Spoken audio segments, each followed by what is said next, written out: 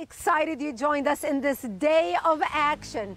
We are thrilled to be with you. We are excited to be joined by millions of Americans. I understand right now we are with people in 7 countries who are now watching us live, not to mention people in all 50 states who are logged in. I am so excited. First of all, we wanted to do this rally, and we started as 67 rallies nationwide. Who would have thought that in America, 16 years after September 11th, that when Americans wanted to come together, hold our American flags, and stand up to remember 16 years ago the tragedy that struck our nation, that Antifa and the leftist thugs, as well as the Islamists, would prevent us from exercising our freedom of speech, would send us threatening emails that they're going to mow down our people, literally mow down our people with cars, or show up with knives and machetes. And this is exactly why we decided to change our physical rallies to have a virtual rally. And you know what? It was the best thing we did. Thank you, Antifa. Thank you, Islamists, for allowing us not only to stand on a street corner with 200 people holding an American flag, but actually to be now live streaming in 6 countries across the world and in all 50 states, joined by millions. Because you tried to silence our freedom of speech, we ended up creating a new way where we can reach millions. We are now coming to you live through a new app called My Live app. This is the first time this app is used worldwide. We are now live streaming and connected with people as if we are on television, who are going to come on the set and be with us and talk to you as if you're watching television, including elected officials, including big personalities, including average Americans who are now having parties in their own backyards, who are having parties with their friends in their homes, on beaches in different areas, where Antifa and the Islamist thugs cannot silence us. You cannot rob us of freedom of speech. This is exactly what America is all about.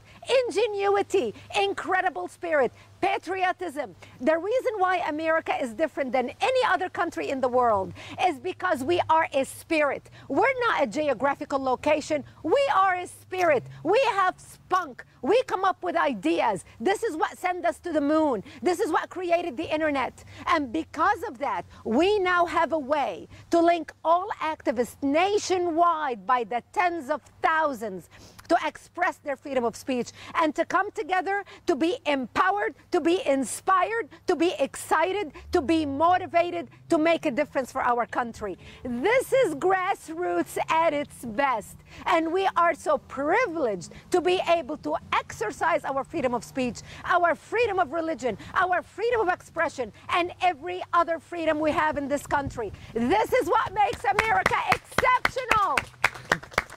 Thank you. So with that, I want you to know that we are now joined by people nationwide. I have next to me here Scott, our lead activism strategist. By the way, I'm not short. He's just very really tall. And Scott is amazing. And Scott is the one who deals with all our activism nationwide, deals with our chapter leaders, with our activists, with our team leaders. He's the one who coordinates our activities nationwide. And with that, I throw it to Scott.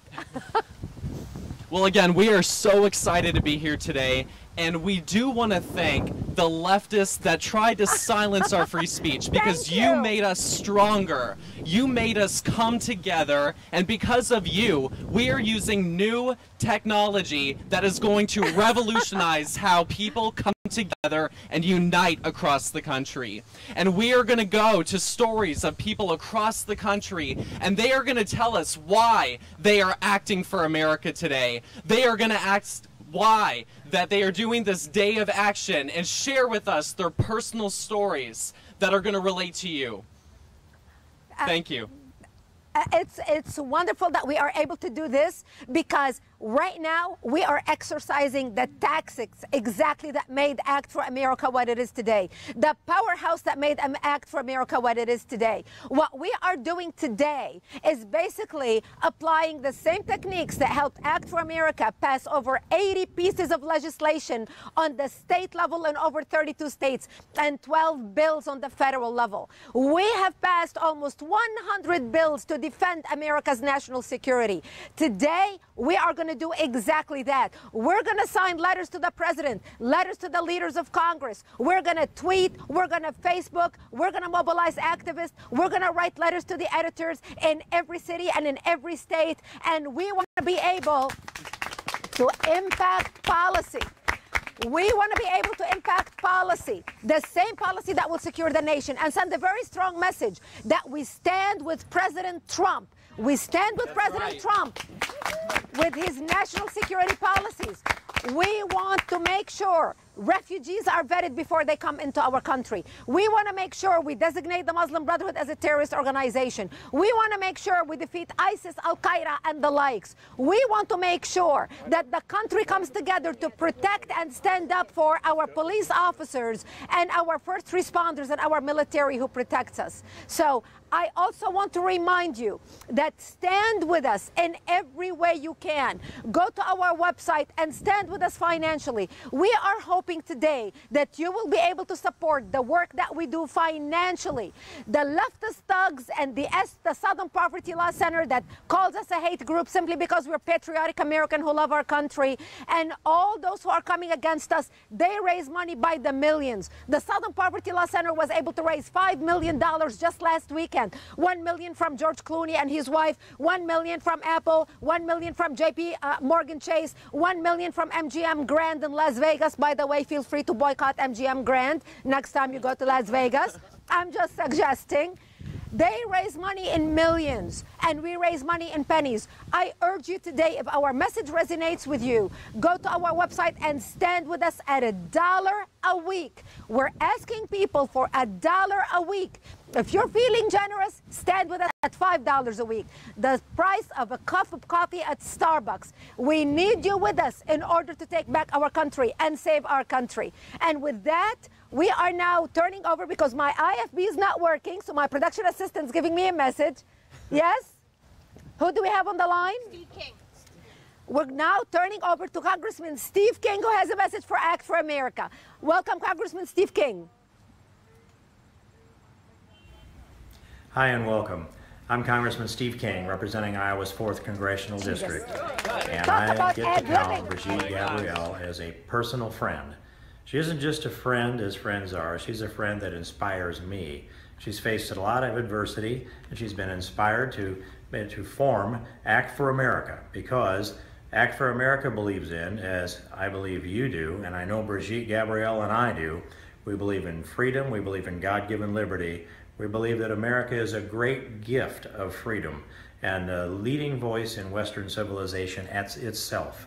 And so the demonstrations that were planned to go out into the streets to demonstrate for the rule of law and for border security and for an ideological defeat of ISIS, a final complete defeat of ISIS, and a number of other things are instead this operation going on today, which is an electronic meeting all across this country that has a potential to tie more of you together, and you're going to be interactive and you're going to participate in this, and you have already been doing so. I want to speak about border security for one thing. That's been an issue that has been strong on my heart and on my mind. In about 2005, I went down to the floor of the United States Congress with a model and demonstrated to them how easy it is to build a wall on our southern border. And we are seeing down on the southern border as many as, in past years, 4 million attempts to cross our southern border, with about maybe interdicting 25% of those 4 million. 80 to 90% of the illegal drugs consumed in America come from or through Mexico across that porous border. And terrorists who want to come into America, that's how they come into America. The more money they have, the more likely they are to make it through. And they know that. So we need to secure that border. I used to say, no, we don't have to build 2,000 miles of wall, just build it till they stop going around the end. But now I have to say, build 2,000 miles of wall, because after all, the Chinese built 13,000 miles of wall more than 2,000 years ago, and we can surely in this day's economy build a wall, and then of course we have to man it. That's one of the pieces that are there. The second one is defeat the ideology of radical Islamic jihad. When you finally defeat the ideology, they will quit trying to kill us. We have a civilization that is a superior civilization. We believe in the rule of law. We believe in our constitutional rights. We believe in order in our streets. And by the way, and who's disrupting the order in our streets?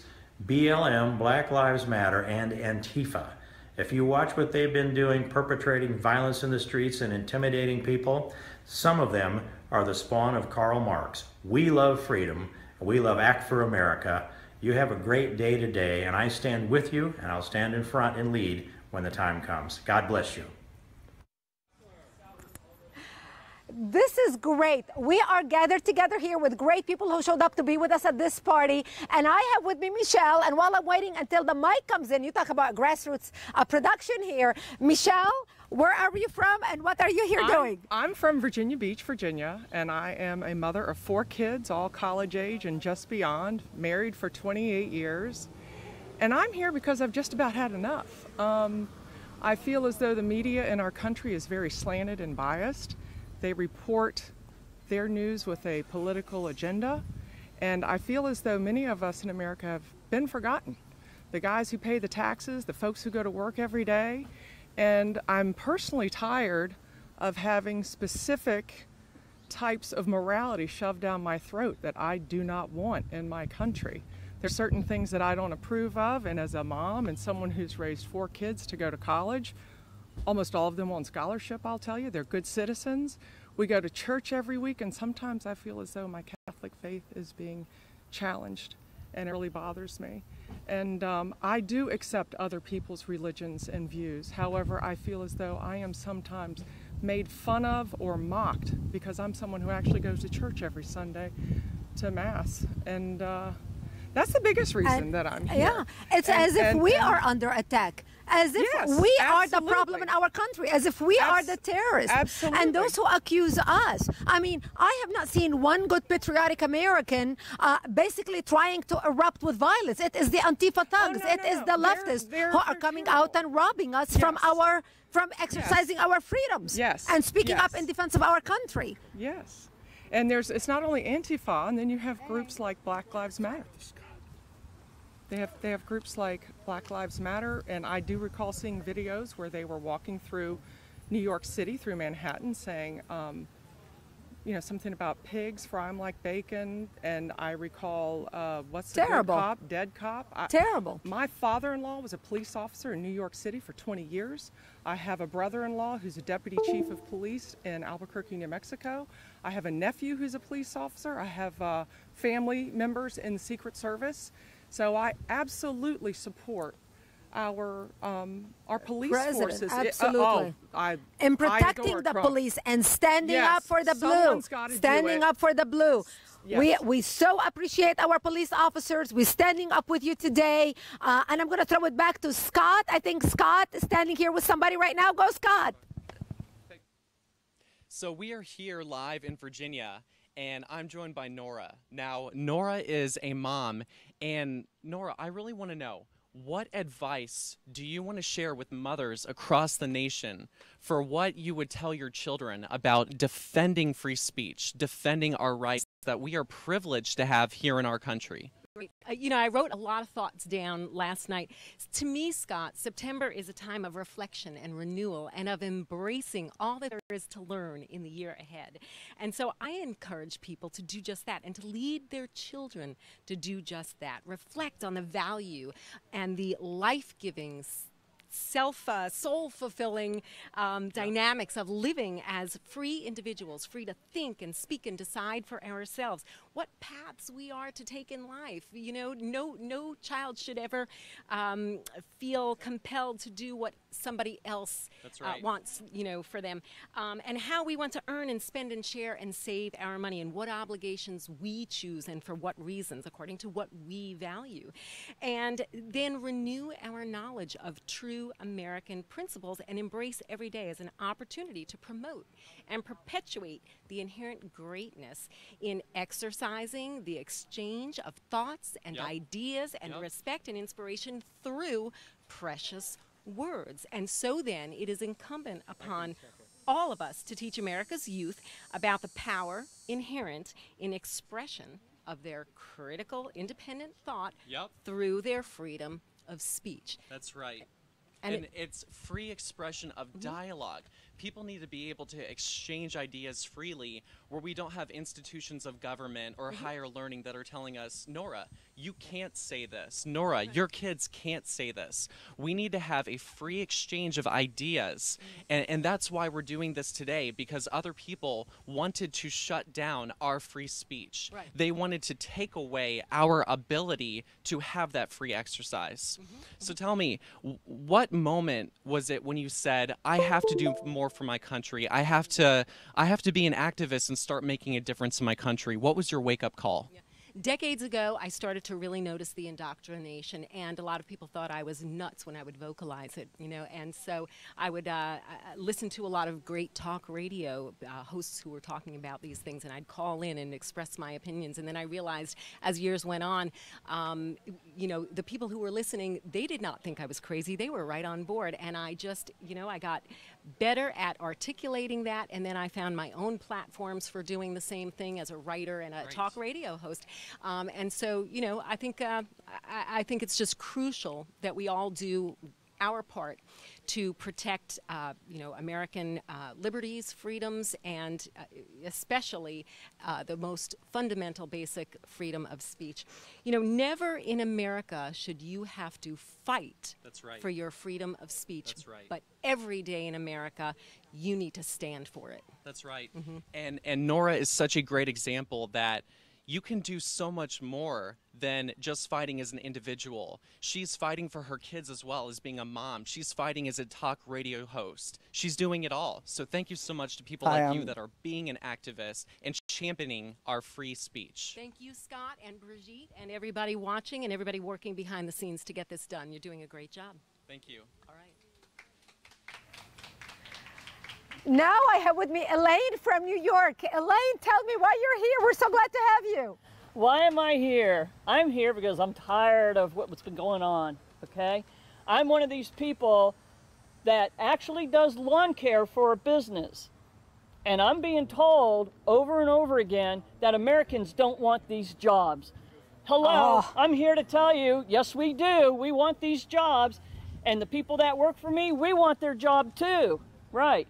But it gets even better than that. The economy has gotten so bad that I put myself to college doing that job, and guess where I am? Back doing that job. So every time I hear somebody tell me that Americans don't want that job, my skin crawls. Yeah. Some of us will work regardless of what we have to do for a living, and there's nothing wrong with doing lawn care. Right.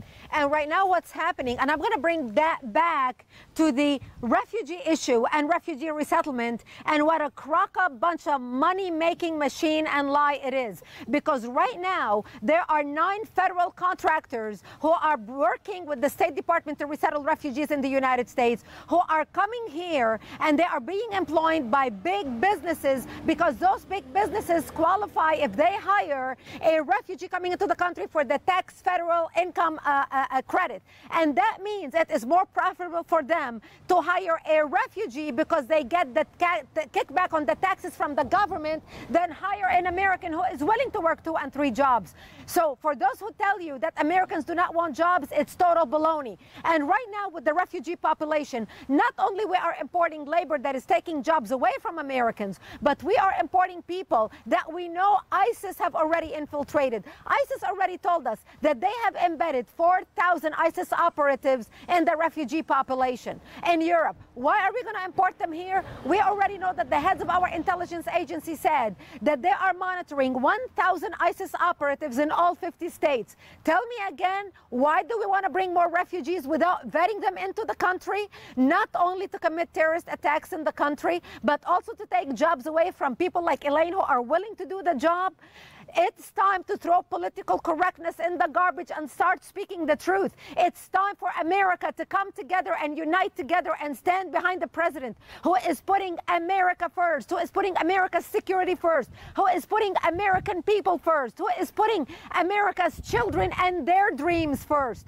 It's about time we tend to our home before we start tending to other people and other places in the world. This is what it's all about. The American public is sick and tired. We want to make sure our country is safe. We have open hearts. We want to bring people who are willing to become a part of the American fabric, not people that we do not trust, who lie on their applications and who are coming here under the guise of refugees, yet we don't even know where they are from. We cannot even verify their real name.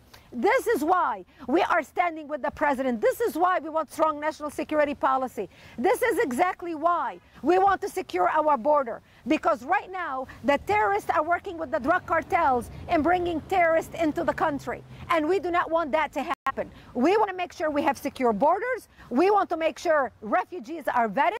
We want to make sure that this president understands that the heart of America stands with him, that the people who voted for a strong and safe America are alive and well.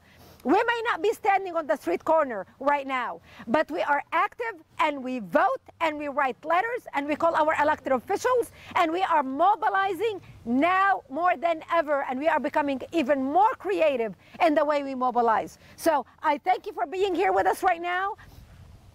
My IFB is not working, so I have no idea who is throwing anything to me, but this is the wonderful thing about coming together and working with technology. Finally, the IFB is working. Don't you just love television? Okay, so I know Scott is coming back, making his way back here. And for those of you who are watching us all over the country, I am so excited that you are tuning in. For those of you who are writing letters to the presidents, who are writing letters to Congress, who are writing letters to the editor, take a picture and send it to us so we can put it up on our Facebook. And with that, I throw it off to Scott. So I'm here in Virginia with two of my friends, actually. This is Horace and Ray. Hello. And, you know, these are guys that I've actually had over to my house for game nights, and they have turned into quite the activists, coming out to local events, helping to register voters, and really making a difference in their community. And so especially with this being a fight for free speech and our First Amendment rights, I really want to know, what was the moment when you said that I have to do something because these institutions are coming after our right to peacefully assemble? Okay, to be completely honest, I think the moment I decided to get involved was when UC Berkeley decided to riot over Milo Yiannopoulos when it wasn't that serious at all. Yeah. It was just a conservative speaker who bust so many narratives, and I feel like they didn't like that. And they wanted to attack free speech. That's what they did. They did censorship right there, and that's not cool. Yeah, and look at what they did. It wasn't just shutting down free speech, but they were violent. They were setting fires. They were destroying property. And UC Berkeley is a publicly funded institution that, you know, our taxpayer money goes to for them to silence us. Not to mention the free speech rallies they used to have at UC Berkeley so long ago. Like, it looks like a completely different time these days, and it's a shame. It's really a shame. And that, I think, shows the importance of what we're doing here today, because UC Berkeley used to be a bastion of free speech. They used to be the ones fighting for our right to do this right here or right now. And now we have to worry about thugs shutting down our ability to do that. And so, Ray, can you tell us a little bit about your personal experience with having your voice, your freedom of speech taken away from you? Yes, I was going to a university, and a professor would fail me because of my Christian Republican views, and because of such, I stopped being a student and was no longer pursuing higher education. And you felt like they personally were doing it because of your ideology, because of your beliefs in the classroom? Yes, the professor knew it, and he was far, far left, and because of that, he would fail me even though I passed with exceptional grades. I followed through the processing of the institute and also brought it up to the dean of the university. And then I turned to the Federal Bureau of Board of Education in D.C. Wow. And I got him disbarred. Wow. Well, and you know, it's because of activism like that. We need to put teachers that are using their power to abuse our freedoms on notice. And look at what's been happening recently. We had a professor in a public university in Georgia that two students were wearing a Make America Great Again shirt, and they were forced out of the classroom by this public institution. And we just have professors that are trying to shut us down and tell us what we can and can't do. So I know it's it's people like Horace and Ray that I have asked to make those phone calls, and I have asked to make emails. And we have gotten professors that are using and abusing their power to shut down our free speech fired from universities and high schools across the country. And it's because of people like you where we share our messages on social media. You came to call, you came to email, you came to action. So thank you on behalf of Act for America for becoming an activist, for joining us, becoming a member, and for taking action. It doesn't matter if you're sitting at home on the couch. You can wear your pajamas and drink coffee and have a book in front of you and still make the calls and emails. It is not that hard, but you can have the power to make a difference. And I do want to say that every single phone call that we do make to a legislator is worth 1,000 phone calls. So right here, we can make a phone call to our congressman, and that is worth 3,000 voices. That is true power right there. We'll take it back to the studio. Thank you.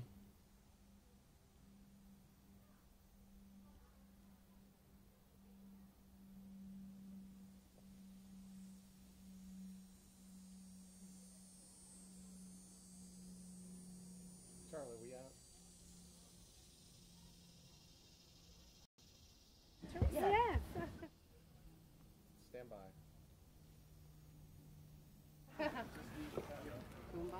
Well, here we are back again, and I hear that we are reaching tens of thousands of people. I am so excited to see the numbers coming in right now. This is grassroots at its best. This is what makes America special. There's no other place in the world where we as people can come together.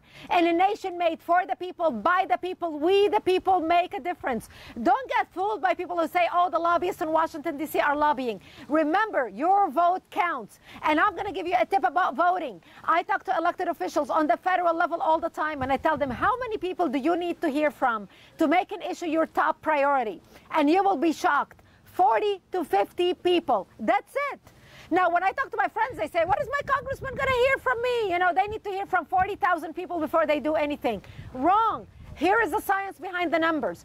Elected officials tally every letter and every phone call. Every letter, email, or a phone call are representative of 1,000 voters. They believe if one person writes a letter or sends an email or makes a phone call, he or she are representing 1,000 couch potatoes who are too lazy to make a phone call, but they feel very passionate about the issue and they vote on election day. That translates to 40 to 50,000 voters on election day. So for those of you who are watching, who thinks your voice does not count, I'm sitting around me here with 1, 2, 3, 4, 5, 6 people sitting here. We are representative of 6,000 votes right here in this little patio right now. This is the power of the individual. This is the power of the grassroots. This is the power that our founding fathers and those who came before us gave us as citizens of the United States to be able to make a difference. Nobody in the world has the power and the strength and the ability to make a difference in their nation like America. The freedom of speech that we have, nobody in the world has the freedom of speech that we have. Look what's happening in Canada. They cannot even talk about issues that matter to them. As a matter of fact, our enemy right now is trying to regulate our freedom of speech. Did you know resolution right now at the United Nations trying to criminalize hate speech and make anybody like you and me who care about our country basically be called a radical, basically be called an Islamophobe, and actually be charged as if it is a hate group. And that's not right. And this is why we're coming together to protect our freedom of speech, to stand up for our country. And this is why we need you engaged. This is why we need you working with us. This is why we want you to become involved with Act for America. Go to our website and join us where you are right now watching us on Act for America. Join us. Become a member. Become a patriot standing with us. Become an activist. Start a group in your community. Organize, mobilize. We will train you. We will teach you how to do it. We'll get you plugged in with friends of yours who share your passion. Look, all we had to do is put out an email. There are now thousands of parties happening nationwide who are joining us with the Day for Our Country in all 50 states. Parties like this where we cannot be silenced by Antifa, where Antifa cannot stand on a street corner and shout us down and blow their horns and accuse us of being Islamophobes and racists and bigots and neo-Nazis. Do I look like a neo-Nazi to you? Do you see this skin? Do you see those big lips? Do you see this hair? Do I look like the Ku Klux Klan for you? I'll be the first person they will kill and discriminate against. So all the lies that our enemy is spewing against us is nothing but lies.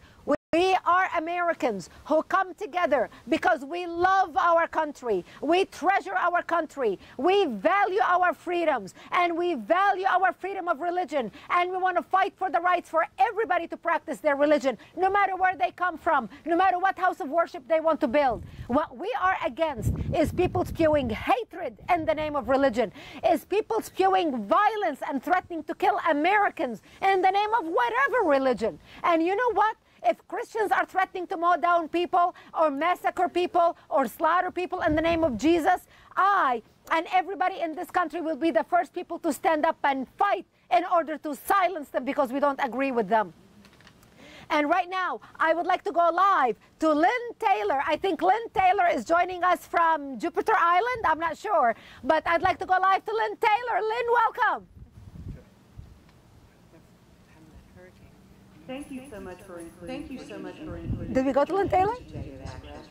We learned early in our 20-year history that you either had to have great gobs of money or grassroots to affect change. We also learned that grassroots trumps money every time. 16 years ago, we brought a few Virginians together in a coalition to determine how best to affect change in the Commonwealth. Today, the Tuesday Morning Group Coalition encompasses more than 1,000 members, representing more than 250 activist organizations. The Tuesday Morning Group members have worked tirelessly together to battle overreaching government intrusion. We battled to try to stop unelected taxing authority, and we also worked tirelessly to change the Virginia Constitution to protect private property rights.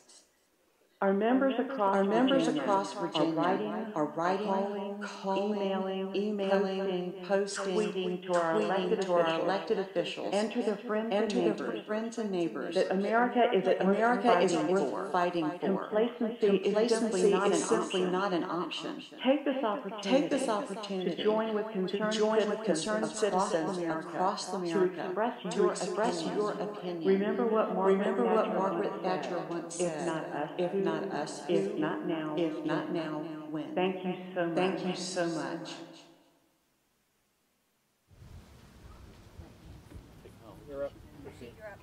Up doing what?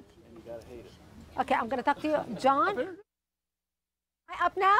Is this live? Don't you just live? John, isn't this great? Okay, John is an elected official in the city of Virginia Beach, and I remember working and voting with John before he even was elected. We go back a long way. So, John, I'm so glad you're here with us. Tell me why you love America. You know, I think the founders got it right. We are blessed by God. Oh, hold on. He doesn't have a mic, right? Okay. People should never forget that what makes America special, we are the only country on the planet who believes that their liberty is a gift from God and government's purpose is to preserve it, not to restrict it, but to expand it. This is about individualism, and that is the essential, and what makes America exceptional is just that fundamental principle that people's liberty is a gift from their creator, not a gift from government. And just like you said, you know, other places where, like Canada or other places where they restrict your speech, because they believe that their liberties come from the government. And government can't take from you what God gave you. And it's our obligation always to our kids, as you've said, and a legacy, as Ronald Reagan talked about, is to leave our children as free, if not freer, than we were.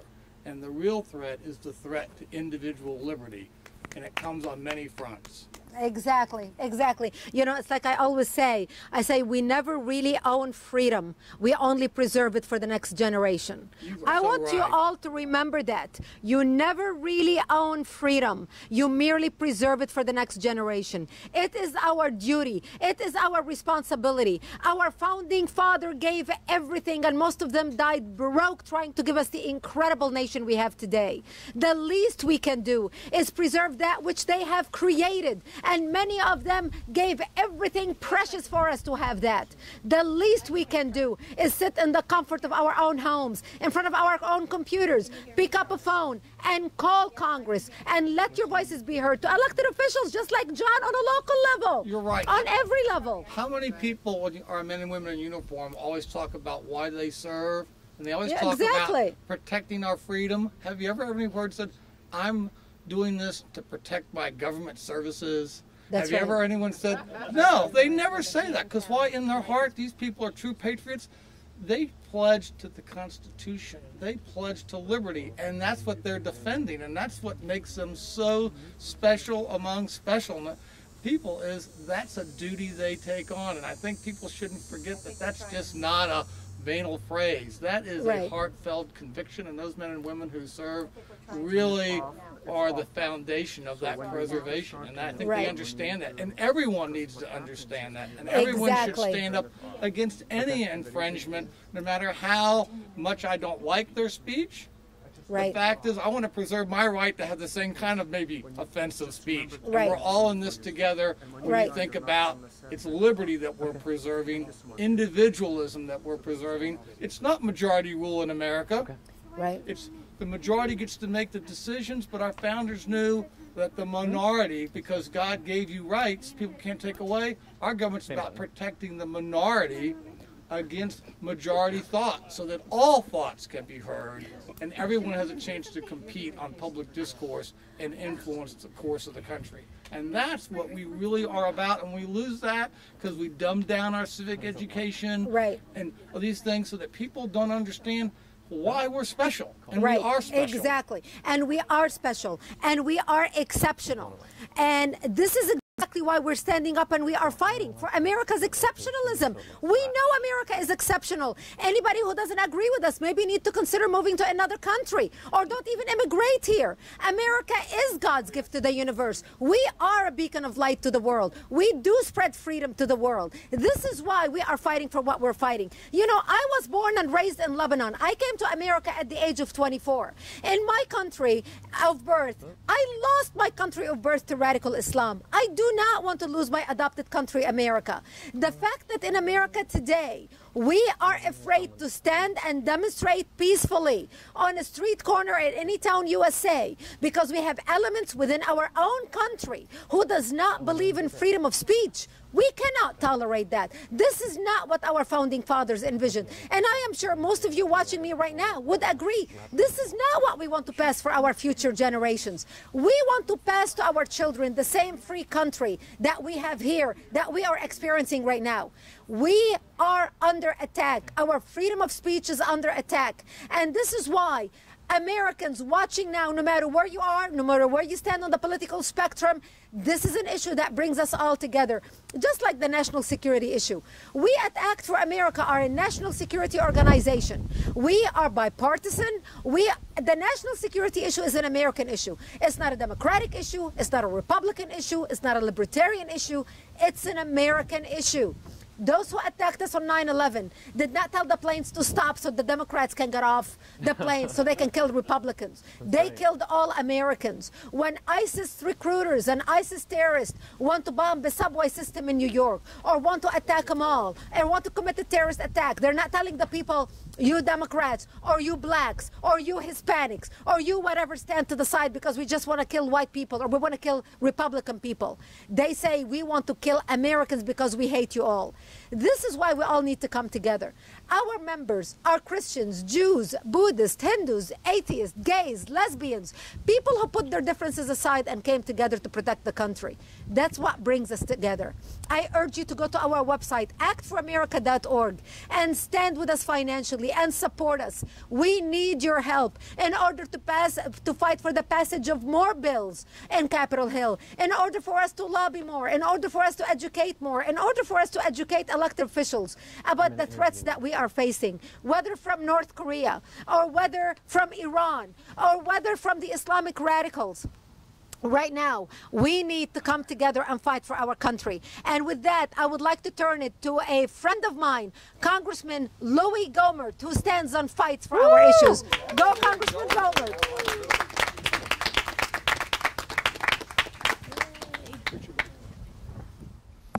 Hi, I'm U.S. Congressman Louis Gohmert, and it's my privilege to speak to you and encourage you today regarding many pressing national security policies. It's unfortunate that there are hateful, violent groups, including Antifa and Black Lives Matter and others, that are trying to eliminate our freedom of speech, our freedom of assembly, and they've made it dangerous to physically come out and demonstrate support for national security issues. However, by holding this day of action, this virtual event, it's apparent their efforts will not be successful. That's because of you. Thankfully, we have a U.S. president that has an understanding of how important it is to protect Americans from terror at home and abroad. President Trump will define the enemy and call this serious threat to our homeland by name: radical Islamic terrorism. We've seen so much carnage in the past few years at the hands of hate, and this carnage must end. But it can only come to an end if we have leaders in charge who are aware of the enemy, able to identify the enemy.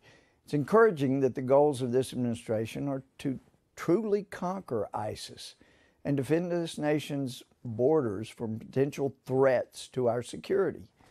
It is prudent to be cautious when allowing refugees into the United States. Though demonized by the left, extreme and selective vetting is appropriate. The U.S. should focus on applicants that we have that are acceptable because we have enough intelligence on them. But we should not be allowing those in who could be posing as friends and refugees, but actually are warriors. We know when we don't have enough information to properly vet people coming into the country. The president knows. So by properly vetting refugees, we're looking out for the well-being of this country. For quite some time now, law and order has taken a back seat in this country, and unfortunately because of this, we've suffered as a nation. It's my hope that with this new administration focused on pressing national security issues, we'll see strength return to our homeland. Your voices are so critically important to keep these matters at the top of this administration's agenda. I thank Act for America for fighting for this cause daily. You know the importance of speaking out against terror, and you call it by name. For that, we thank you. Thank you so very much for not allowing the threats from hate groups to stifle your voices. Thank you for participating in this virtual event. Please remember, although our executive leadership is better than before, you're always needed to help keep all U.S. officials accountable. You're so important. Thank you for participating. Thank you for keeping officials accountable. And thank you for working so hard to keep America safe and stronger yet. Thank you. No, I can't laugh when I hold the camera. Just say it's at first. Stand by and... So I'm hearing from my studio right now that we have the ability to put up pictures from your parties all across the United States on this live stream. So if you would like the opportunity to have your picture seen by millions of other Americans, please send us an email to info, I-N-F-O, @actforamerica.org. Make the title of your email Day of Action and show that we are united in this front, that we are organizing all across the country, and that we stand together as passionate red, white, and blue Americans. Now, I'm here with Nelson. And you know, Nelson, my wake-up call was 4 years ago and I decided that I don't want to sit at home anymore. I want to go out and make a difference, and it's going to behoove me to take action in my community. So I want to hear about things that you have done locally in your community to make a difference, to make changes. Well, I thought about 8 years ago, things were getting very, very dark in the country. A lot of people were disengaging, but the people who were disengaging were the good people. They were the ones that said, you know what, politics doesn't matter, I don't make a difference. And the louder voice, the ones that were vicious, the ones that were angry, the ones that you heard, the ones that the cameras turned to and validated, those were the people that were being heard. That's and right. So I felt that it was my responsibility, considering the people who have gone before me. That's right. That I needed to step up. It was my turn to step up. And I became, because of the tragedies of the last 8 years, I became a better American for it. That's great. And you know, Nelson hits on something that is so pungent, I'm going to repeat it twice to you. An organized minority is louder than a silent majority. Again, an organized minority is louder and more powerful than a silent majority. And what Nelson is talking about is good people that don't step up, that don't use their power of their voice, of their free expression to make a difference. And we have an organized minority that takes over and speaks for us. And Nelson is being a voice in his community. Now, you became that voice. What kind of actions did you do? Did you do voter registration? Did you do community events? How did you get out the word to other people that they need to be more like you? Well, I reminded them, something that we all need to be reminded, that this is a wonderful country, this is a beautiful country, and the spirit of this country exists through us. We're the last generation, the ones that have yet to be born. What obligations do we have for them, and to make sure that this nation remains a free country and the spirit of freedom continues? So I got involved with the Tea Party. I got involved with groups that brought good groups together, good people together. We found that that was something that we needed, because we were hearing that we were bad people, that people who embraced American principles and the founding principles of this country were not necessarily good for this country. And it was that small but loud and vicious groups that pushed us back, and we started to question ourselves. So the first thing that we needed to do was to talk to each other and say, are we crazy? I mean, is this the United States? And then we validated each other. So we did get people to be engaged. We did get them to vote. We did say that that voting was very valuable and continues to be. Here, wait, say that again. What did you just say? Voting is very valuable. It's very valuable. Remember, years ago, maybe a decade ago, how proud these people in Iraq was to go in there for the very first time and press a ballot, and they come up with purple thumbs to show the world and to show the dark people, the dark forces in Iraq, yes, I voted. I remember all these women with purple thumbs. That was a proud moment in their history. We cannot take that for granted in our nation. That's right. It is a revolutionary act when we vote our values, when we step into that ballot box, when we make our voices heard, and we tell everybody that wants to silence us and take away our dreams and passions that we will be loud, we will be clear, we are going to step up for our country and fight back, and no will not be an answer. And Nelson touches on something that is so important that we talk about right now, that let me be the first to say, there is nothing wrong with having patriotism and love for country and the spirit of America in our hearts. There is nothing wrong with wanting to put our country and our people first. And I think it is wrong that people associate patriotism with anything that is wrong or harmful in our country. It is patriotism, not fascism, that makes America great. Yes. And that's what today is about. Today is about standing up to the silencing fascists that want to take away all of our voices, showing them that I am so proud to be an American, and I am so proud to be working for a woman like Brigitte Gabriel, who did immigrate legally to our country and who loves our country so much. Sometimes I just look and I admire that she loves our country more than some people that were born here in America. So I again urge you, if you see value in the work that we are doing in Act for America, if you see value in people like Nelson and like Nora that we spoke to, and moms across the country, teaching your children these values of patriotism and love for country and being a red, white, and blue American. You need to join us, you need to support us, and you need to fight with us. This is our one shot. What Brigitte said in Canada, look at the laws that Canada is passing. Look at what's happening in Australia. Look what's happening in the UK. America is battleground America. This is the last frontier, and we are going to fight tooth and nail for the freedoms and defend our country.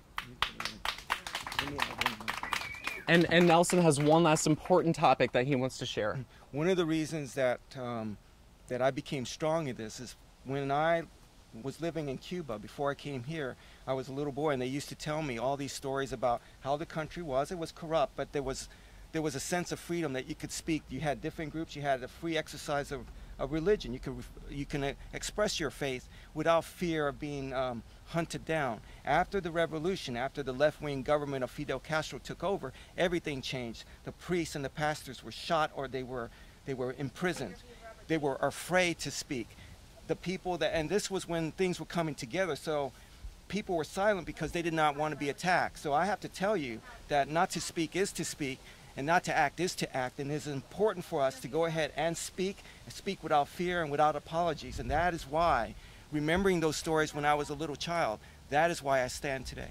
And look how much Cuba changed in just one generation. One generation, so much changed, and people were silenced, and they were imprisoned, and they had their freedoms taken away from them.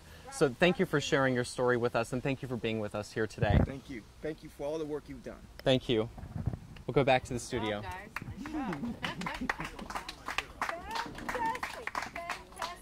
And I loved one thing the Scott said. Always remember, 2% of the passionate will always overrule the 98% of the indifferent.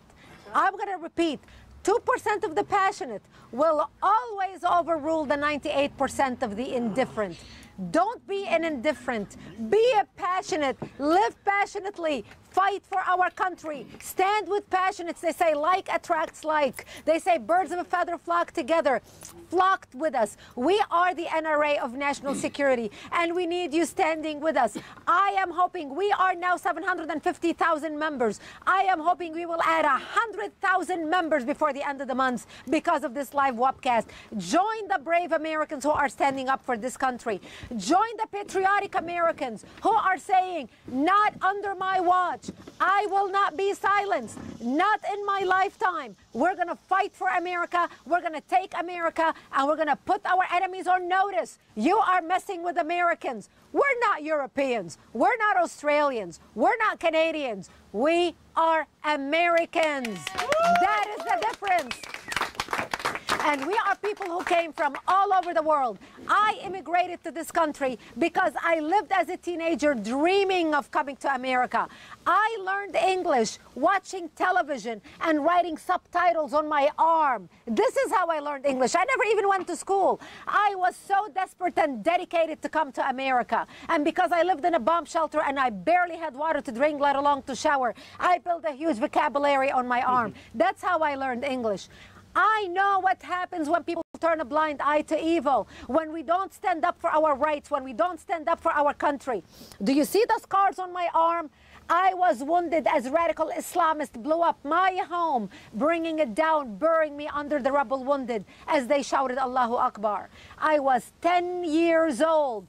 I learned what it's like to be hated by my enemies simply because of who I am. I ended up in a hospital for 2.5 months, and I would ask my father as I went from one surgery to another, why did they do this to us? And my father would tell me, because we are Christians, the Muslims consider us infidels and they want to kill us. So I learned that I am wanted dead since I was a 10-year-old child, simply because some people were intolerant of my faith, were intolerant of who I am as a human being. They did not believe I had a right to live and exercise who I am as a human being and what religion I was born into. And this is why we fight. I ended up living in a bomb shelter for 7 years of my life, underground, in an 8 by 10 room, without electricity, without water, and very little food. To get some food, I would crawl under the bombs, and I would dig out dandelions and different greenery that grew around our bomb shelter. It was the only vegetation we had to eat. To get some water, I would crawl to a nearby spring to fetch some water under snipers' bullets. And every time before we left, we would say our last goodbyes because we did not know if we're going to come back alive or dead, just to get a drink of water. At the age of 13, I remember dressing in my burial clothes, waiting to be slaughtered because we were surrounded by radical Islamic terrorists wanting to slaughter us. And by the age of 20, I had buried most of my friends who were killed by radical Islam and terrorism. We were not Brits living in London. We were not Americans living in New York. We were Lebanese Christians living in Lebanon. I know what happens when people turn a blind eye to evil, thinking it's not going to happen to me. Let other people fight the battle.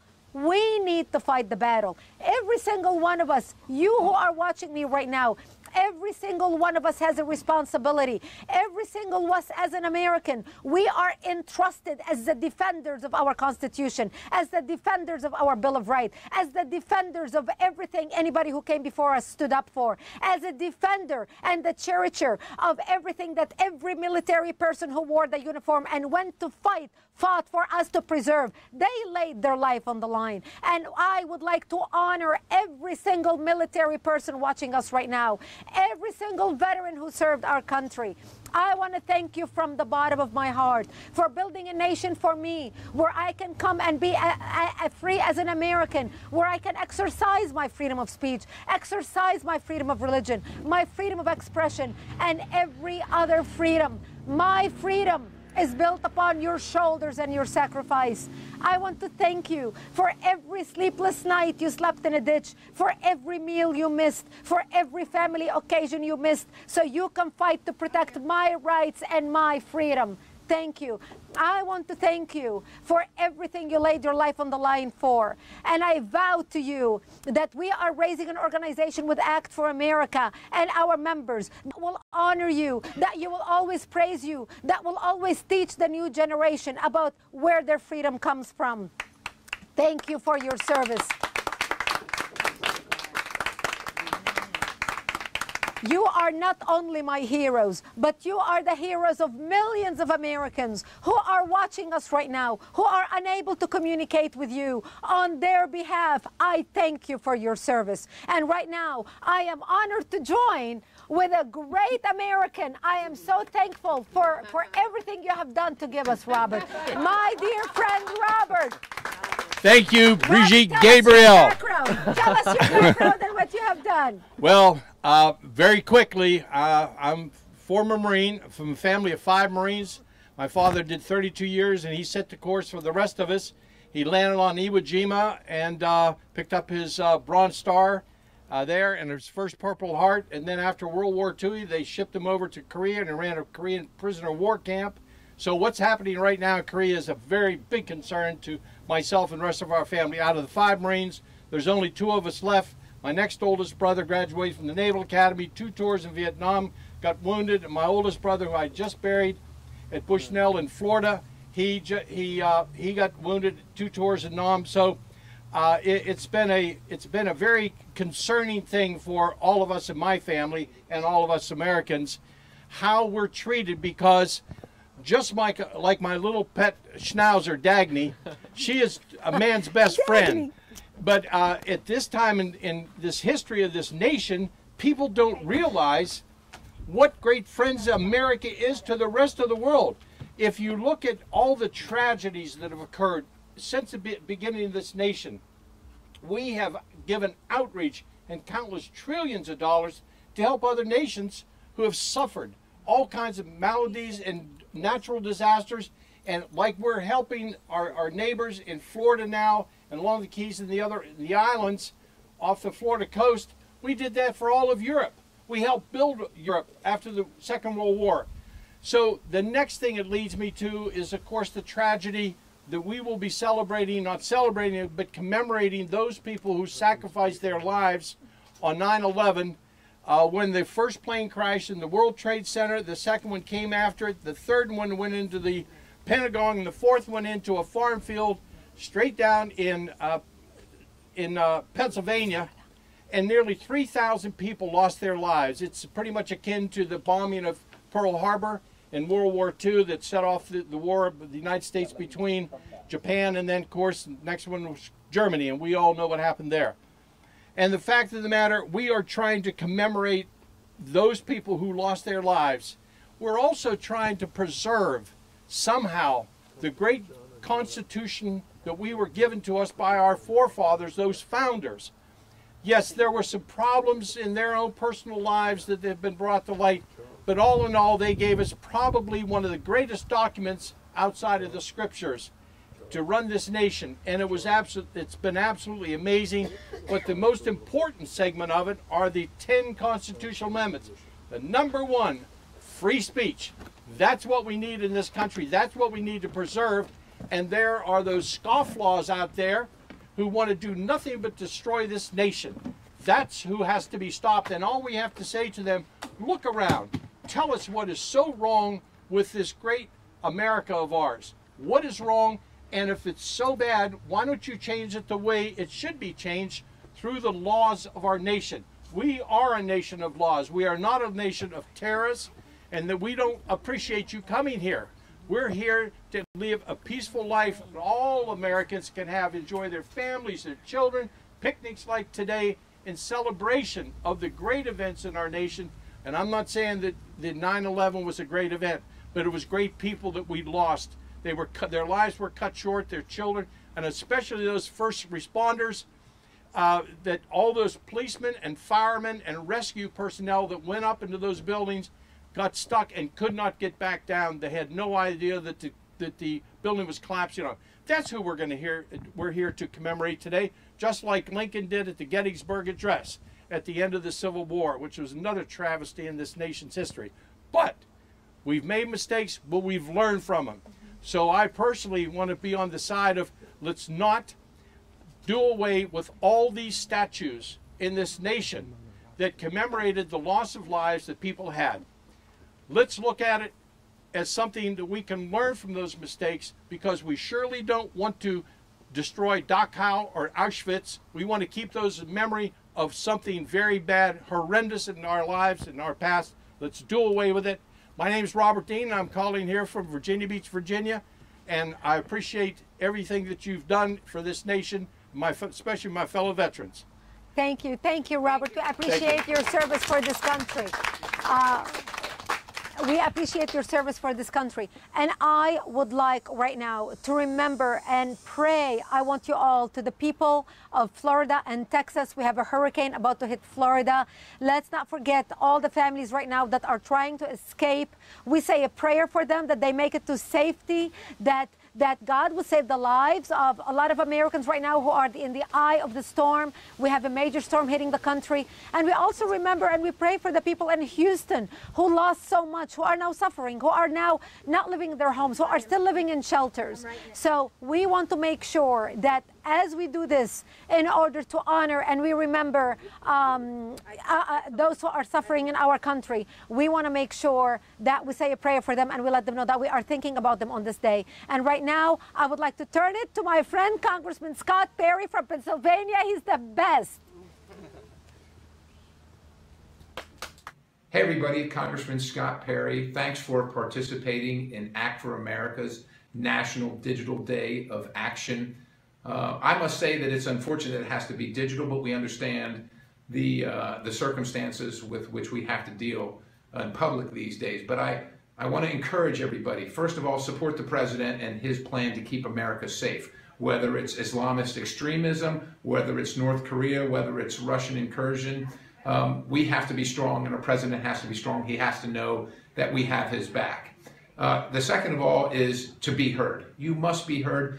There are forces out there that don't agree with us. And while they won't debate us because they can't win on the issues, they wish to silence us. That is their plan for success. We cannot be silenced. We must be heard. We must not be afraid. We must be vigilant, and we must stay in the arena of ideas. Otherwise, the other side wins, and we all lose our country. So we have to stand behind one another. We have to stand shoulder to shoulder with one another. We have to be happy warriors. We are not the side that picks on people and is violent and is wishing to silence. We want to engage in the argument because we know we can win based on the facts, which is why it's so important that each one of us, whether you're at the checkout stand, whether you're at a family dinner, or whether you're at the gas station, to be heard, to let everybody know what we think. Because I will tell you this, the more that you let people know what you think, the more you will find that there are other people that feel exactly as you do, but they're afraid. They're afraid to speak out. And that's where the left's tactic is working. We can't allow them to be successful. And when other people hear that you're not afraid to talk, then they are not afraid to talk and speak their mind about what's important to them, the sovereignty of their nation, the sovereignty of American laws, and the ability to express themselves and their ideas in a nonviolent way. God bless you for what you do. I just encourage you to stay in the fight with Act for America and our president and my great, great friend, Brigitte Gabriel. Robert Norval. Robert, we're going to you.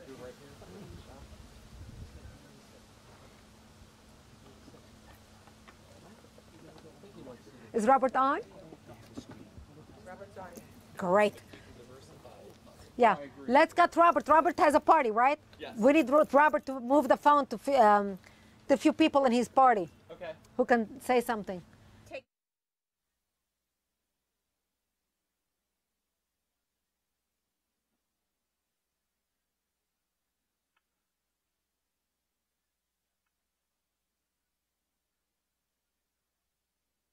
Brigitte, this is Robert Norval. I'm Brigitte, Jonesboro, Arkansas. This is Robert Norval. Really privileged to belong to Act for America. Really privileged to belong to Act for America. After 6 years, we finally got American laws for American courts passed in the Arkansas legislature.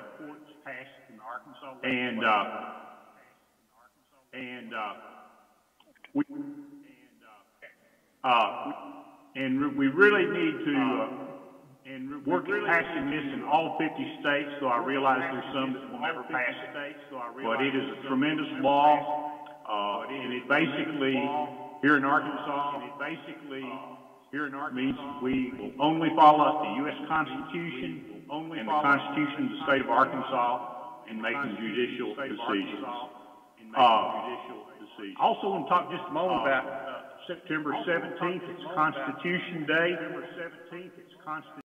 We need to really stress the understanding of our Constitution, especially the first 10 amendments, which collectively are known as the Bill of Rights.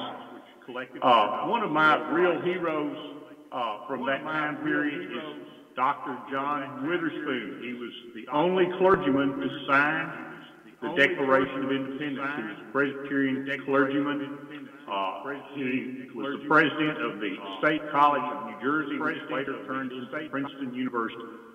And anytime we feel discouraged, we need to think about John Witherspoon.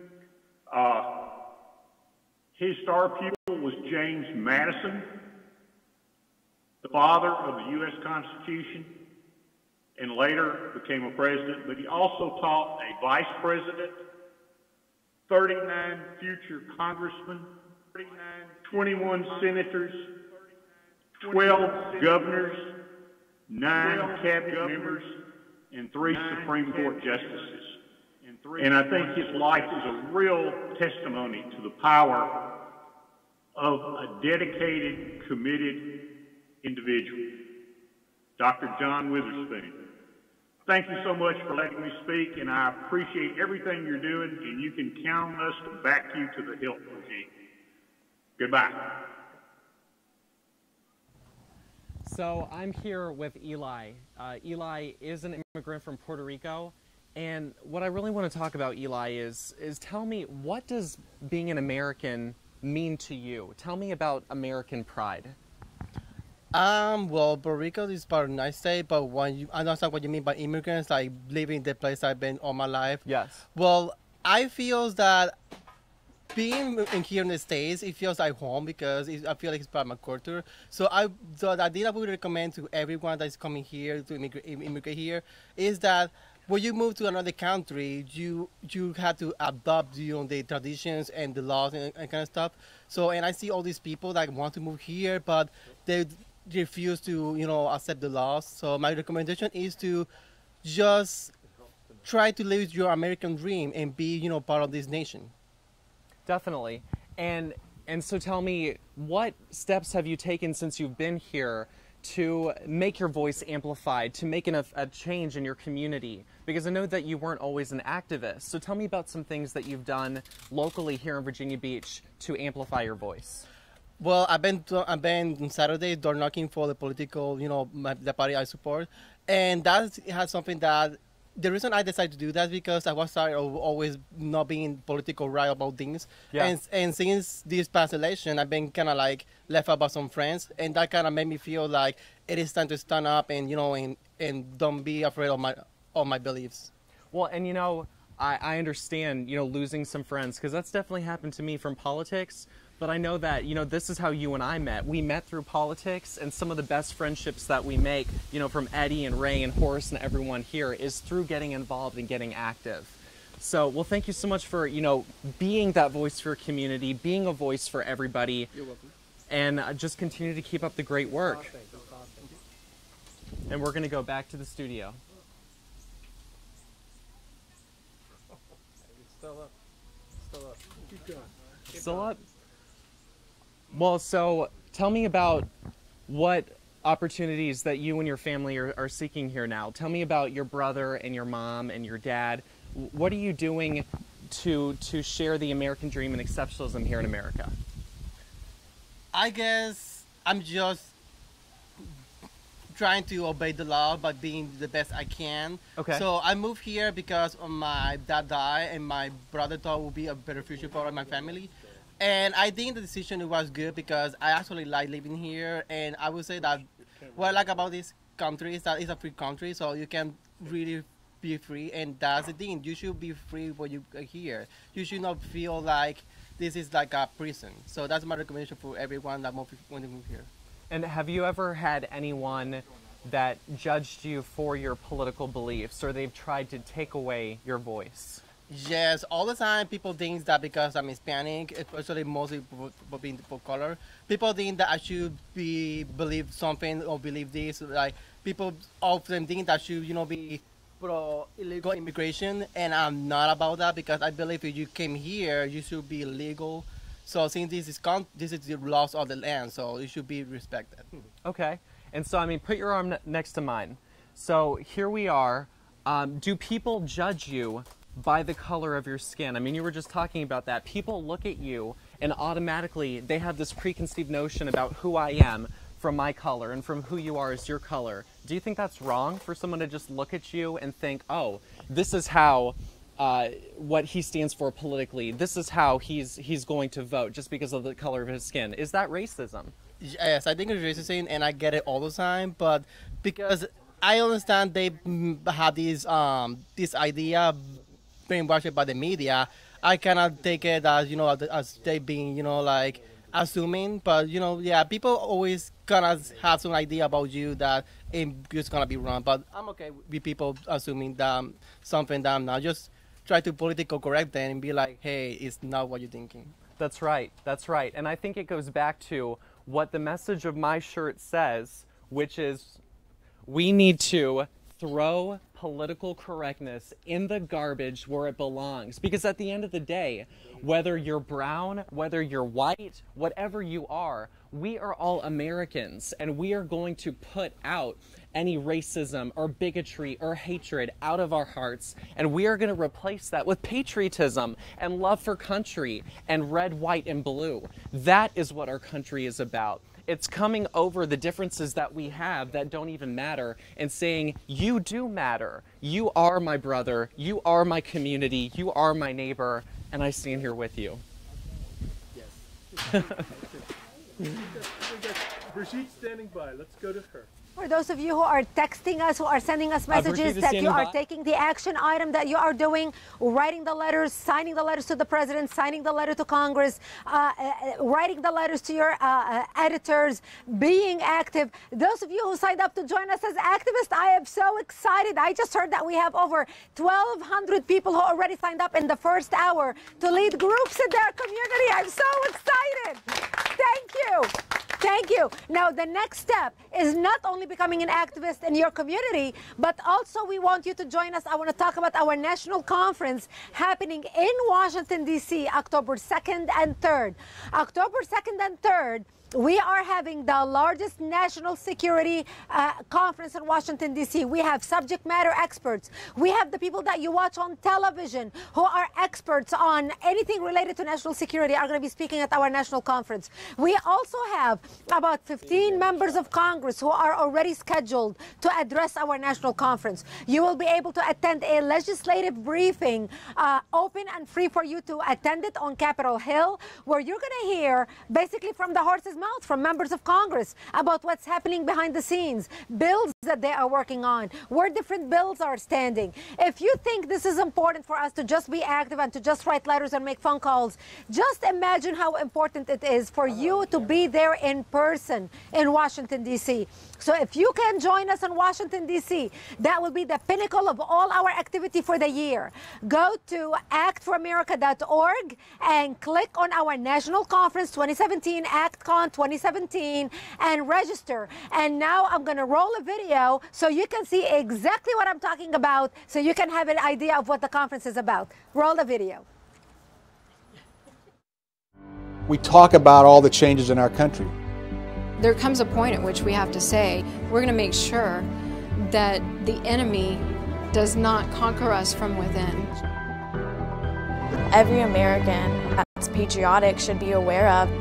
But are you wanting to do something about it? Are you just emailing? Are you just talking about it in your Sunday school classes? America is the greatest nation on earth. This is a nation built for the people, by the people. We have a responsibility. You are standing at the crossroads of history. Act for America today is truly a conference that's trying to educate the community. Act for America is really about giving people the tools and the resources to know what the enemy is, know what we're up against. We're going to Capitol Hill to meet with our legislators, senators, hear a legislative briefing. My reasons for coming here is that I meet congressmen up on Capitol Hill. I hope to just let them see my face and know that I am a voice and I'm an activist. What can we do? What can we do as law-abiding citizens? You have a heavy charge, we all do. It starts here with the Special Forces. Don't take lightly what you are doing. I can share what I learned, but it's not the same as being here. The whole atmosphere is electric. If you're down, you'll be pulled up again, and that's what's so great about this conference. This organization is about the idea that it's okay to be who you are as long as you do not compromise the rights and the freedoms of others. And it empowers us to go back to our own states and take action. We represent other people too, and so it's important to convey that message out to whoever our congressman is. We need to be networked, we need to be active, we need to be vocal.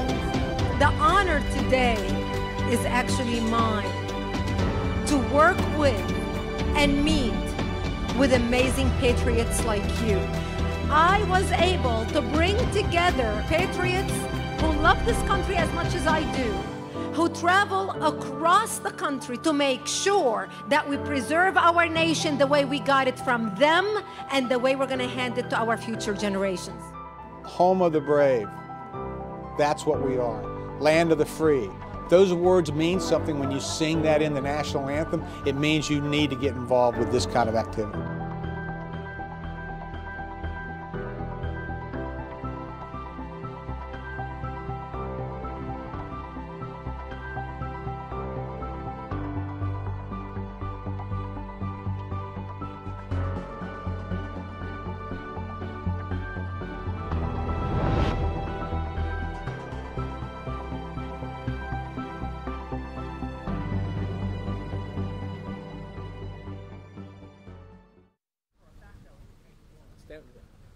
So we have new guests arriving to the party literally right now.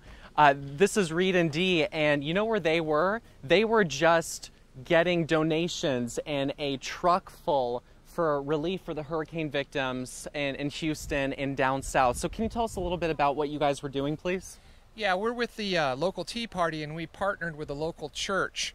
And we collected donations from all around the area. We got bleach, bottled water, food, diapers, all the kind of essential things that people are going to need that they're not going to be able to have because the stores are closed. And we've got a friend who brought down a whole tractor trailer truck, and we filled it 90% with pallets with all these household items that the flood relief victims are not going to be able to get to help clean up Houston. And we'll probably have to do it again for Florida, you know, as a follow-on to that. That's so great. It was organized by the Beach Fellowship Church. We were there to support them, and we blasted it all over Facebook to get everybody to come out and to bring you know, donations and stuff like that. And we collected money. We went out. Me and Teresa went out shopping yesterday and got a whole bunch of stuff and brought it there. That's great. And so it shows the power of just contacting your local friends, sending them a text saying, hey, let's help other communities since we have this beautiful weather and others are being impacted by the storm. And all it takes is social media, making a phone call, texting your friends, and look at the impact you're making down south. And I am so blessed not to be getting Irma. Oh my gosh, don't and get me started. I had a funny story that happened. So we're loading up the truck, and this really tall young man comes up and he says, you guys are with the Tea Party? And he was from the church.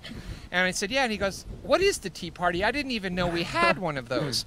And so we were talking to him, and I was telling him, he goes, well, why is the Tea Party here doing this? And I said, well, we believe in fiscal responsibility. That's and right. we think instead of government helping people, that private citizens should get together and help other people in need. So this is a Tea Party kind of event because it's getting away from government doing the things that we're supposed to do for ourselves. And he's like, wow, I hadn't heard so many different things about the Tea Party. And it was just kind of interesting because he honestly thought that the Tea Party was just a bunch of racists and this kind of a thing, and didn't know that they were actually local, helping local people try to go do these kinds of events. Yeah, and it shows you that no matter what your religion is, no matter what the color of your skin, your gender, I mean, look at this party today. We have everybody uniting together because we're so proud to be an American and we care about our country. And look at what you guys are doing to help other people in need. Right, so thank you. And but for the grace of God, that hurricane could have been us. And that's why we were organizing for Harvey, and now we're going to have to do something for Florida. But living here, I mean, it's just a matter of time, and we'll be the people on the receiving end. Yeah, remember we flooded last year, and all we had was rain. That's right. Yeah. Hurricane Matthew missed us. We're still seeing the effects of it here in Virginia Beach. So it behooves you, and these two people right here, let me tell you, they are activists. And when I say activists, I mean movers and shakers, where people trust them because they do the work, because they care about their community, because they want to see change. And so I want you guys out there to be more like these people that are going out into their community, not just sitting at home, but saying, I want to make a difference. I want to be the change I want to see in the world. That is these people that we have with us here today. So thankful for you guys. And like Brigitte, it's about education because people don't understand the issues. And Brigitte came and she spoke to our Tea Party in Virginia Beach. And she told us so many things about this issue that she's working for. We had no idea. And until she came and educated us, we didn't even understand the risk that we were at, which is one of the reasons we're here today to support this effort. Because it's really about going out and sharing this information with people, because people just don't know. That's right. And let's take one of the pieces of legislation. I know this is totally unrelated to hurricanes, but let's take, for example, Ted Cruz is trying to get the Muslim Brotherhood designated as a terrorist organization. Well, normal people on the street don't know that the Holy Land Foundation in Dallas, Texas, was actually funneling money to Hamas, which is a terrorist organization. Right. So we have to talk to people and explain what the Holy Land Foundation was, that they were donating money to terrorist groups, that they're tied to CARE, which is the Council for American Islamic Relations, who is a front group for the Muslim Brotherhood. And so we have to educate people, because if I just say CARE and Holy Land, that's not going to mean anything. We need to bring it down and talk to people. Yes. And Diana's out of here because those are heavy. Yeah, and I got to go too because I'm bringing the ice. So anyway, educate, unify, organize, empower people with your community. Empower people by connecting, by mobilizing together, by being that change that you want to see in the world. And join us in Act for America.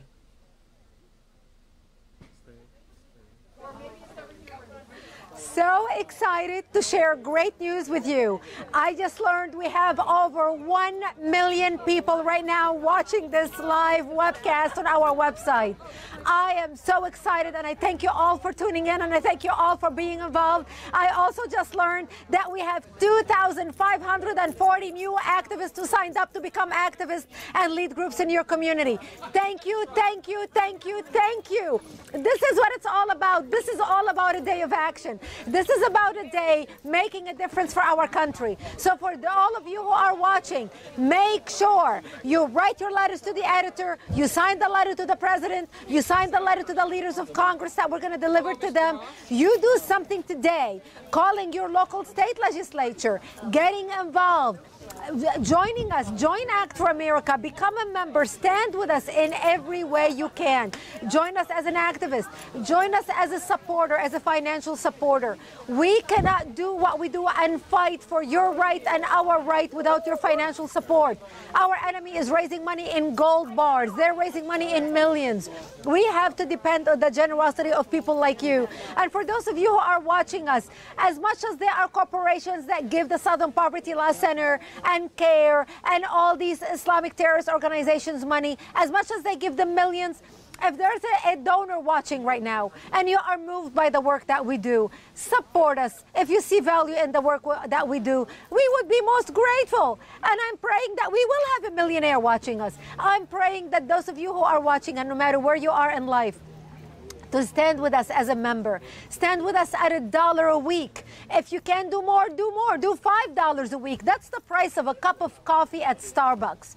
But at least $1 a week. Everybody can stand with us at $1 a week.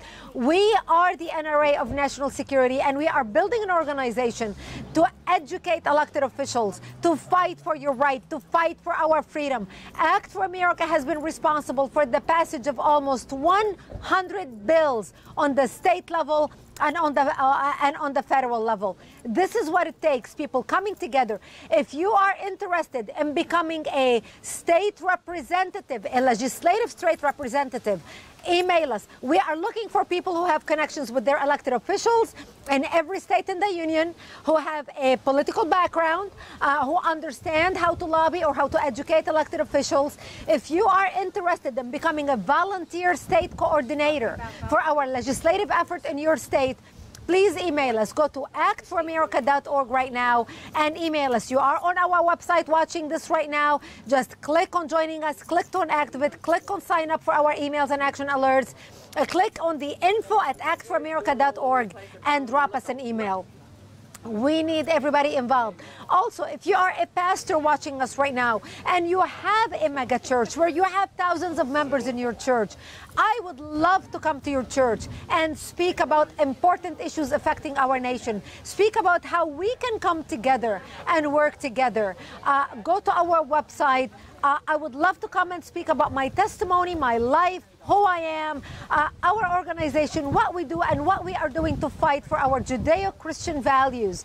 Our Judeo-Christian values are under attack right now. You cannot, while they are teaching about Islam in public schools, you cannot even put up a Christmas tree. You cannot even sing a Christian hymn at Christmas. But they are teaching students literally indoctrination in our public schools. They are teaching falsehoods. They are teaching lies, misrepresentation about Islam, that all need to be corrected. For those of you educators who are watching us right now, go and see the report that we did to public schools called Education or Indoctrination, the Treatment of Islam in 6th through 12th grade textbooks. You need to see what is being taught, and you need to see the supplemental report and corrections that we have issued. The report is free. You can find it on our website under our issues. Go to actforamerica.org and get involved. We need you involved. And right now, I would urge people who are taking pictures, who are doing text messages, who are writing emails, who are working activism on their keyboard, send us pictures. We would love to show these pictures. Send us your pictures, take a snapshot of whatever activity you are doing, and send it to us. And with that, I would like to take a little break. I have no idea where Scott is, and I don't have an IFB in my ear. I'm going to throw it to Scott. Scott, there you go. You're on. We are at a very windy Virginia Beach event right now. So I have here with me, this is Dr. Pavan. And now Dr. Pavan has an interesting story because he immigrated here, but you know, doctor, you did everything the right way. You followed the laws. You followed the laws to the letter here in our country. And I want you to talk about what being an American means to you. What have you been afforded from coming here to our country? Tell us about your life. Well, first of all, I'm very grateful to be here. Forever thankful to America for the opportunity of coming here. Yes, sir. I've been here since '71. Came to America with the idea of going back eventually after training, but I decided to stay. I had better opportunity here than back home. Better opportunities. So, do they not have the same, you know, freedom of speech that we have back in your home country? That is correct. Wow. And so tell me, doctor, how does it make you feel that right now in America we have people, these fascists, who want to take away your freedom of speech, a country that you came to get away from what was back in your home? How does that make you feel?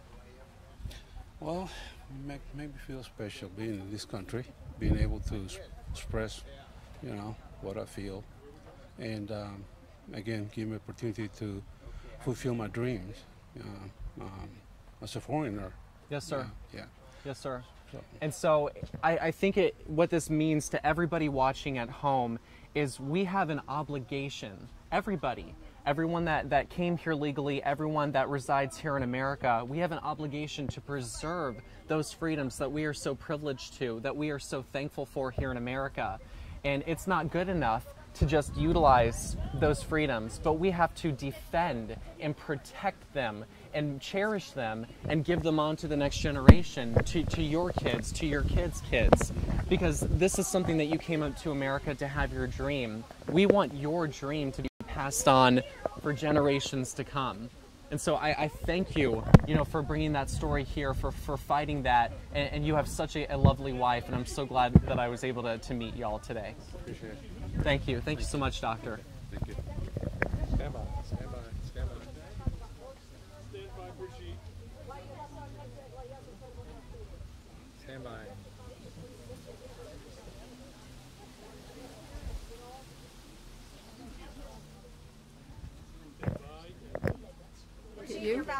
Okay, I am here right now with Debbie.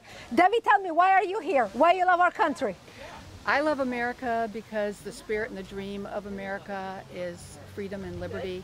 I'm a real strong freedom and liberty supporter, and I believe America is a special place. It's special because we have laws that protect us, give us the right to live with our freedoms and our securities.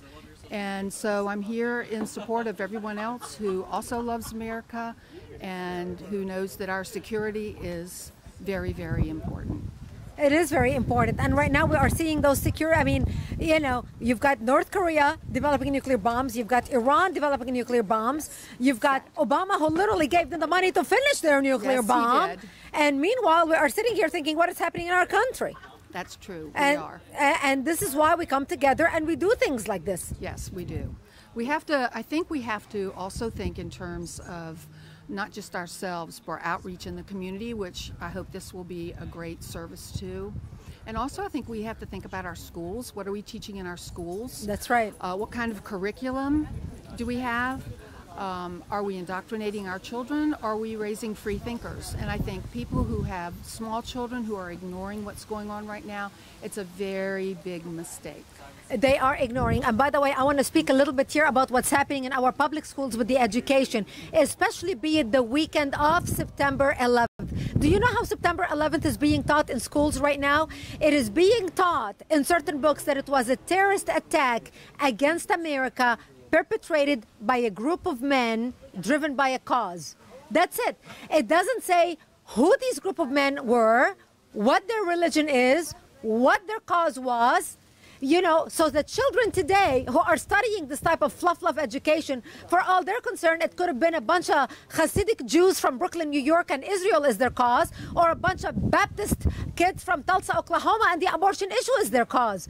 This is how much watered down our education is right now. This is exactly why I want you to go to our website, actforamerica.org, for those of you who are not watching us on the website, and talk and download the report and see why we are teaching about this stuff. The report is on the website titled Education or Indoctrination, so you can see what is happening in the public schools and how our children are being brainwashed about 9/11. This is the weekend of 9/11. If you take nothing from this broadcast today, remember that one example that I gave you about how 9/11 is being taught right now in our public schools. This is in our lifetime. This happened 16 years ago. This is not ancient history. Yet our children today have no idea who perpetrated 9/11 and why. With that, I'm going to turn it to another great chapter leader of ours, Jane Bates. Jane, I think, is calling from Connecticut. Take it away, Jane.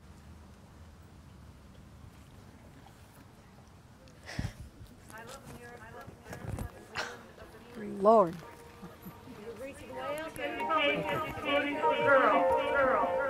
What else I'm going to talk about? I'm trying to think. And we are a nation of laws that are applicable. And I have the freedom to do anything I have to do. And we still have freedom of speech. Constitutional freedom.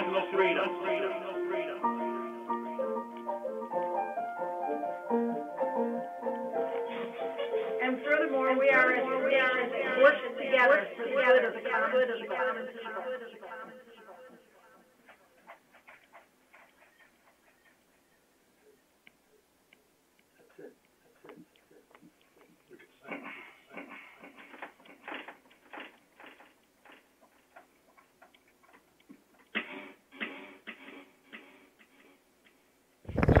Hold on. Wait.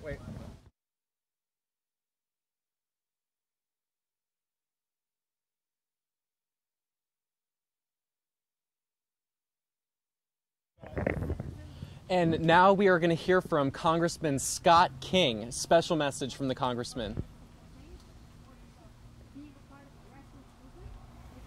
Hi and welcome. I'm Congressman Steve King, representing Iowa's 4th Congressional District, and I get to count Brigitte Gabrielle as a personal friend. She isn't just a friend as friends are, she's a friend that inspires me. She's faced a lot of adversity, and she's been inspired to form Act for America, because Act for America believes in, as I believe you do, and I know Brigitte Gabrielle and I do, we believe in freedom, we believe in God-given liberty, we believe that America is a great gift of freedom and a leading voice in Western civilization itself. And so the demonstrations that were planned to go out into the streets to demonstrate for the rule of law and for border security and for an ideological defeat of ISIS, a final complete defeat of ISIS, and a number of other things are instead this operation going on today, which is an electronic meeting all across this country that has a potential to tie more of you together, and you're going to be interactive and you're going to participate in this, and you have already been doing so. I want to speak about border security for one thing. That's been an issue that has been strong on my heart and on my mind. In about 2005, I went down to the floor of the United States Congress with a model and demonstrated to them how easy it is to build a wall on our southern border. And we are seeing down on the southern border as many as, in past years, 4 million attempts to cross our southern border, with about maybe interdicting 25% of those 4 million. 80 to 90% of the illegal drugs consumed in America come from or through Mexico across that porous border. And terrorists who want to come into America, that's how they come into America. The more money they have, the more likely they are to make it through. And they know that. So we need to secure that border. I used to say, no, we don't have to build 2,000 miles of wall, just build it till they stop going around the end. But now I have to say, build 2,000 miles of wall, because after all, the Chinese built 13,000 miles of wall more than 2,000 years ago, and we can surely in this day's economy build a wall, and then of course we have to man it. That's one of the pieces that are there. The second one is defeat the ideology of radical Islamic jihad. When you finally defeat the ideology, they will quit trying to kill us.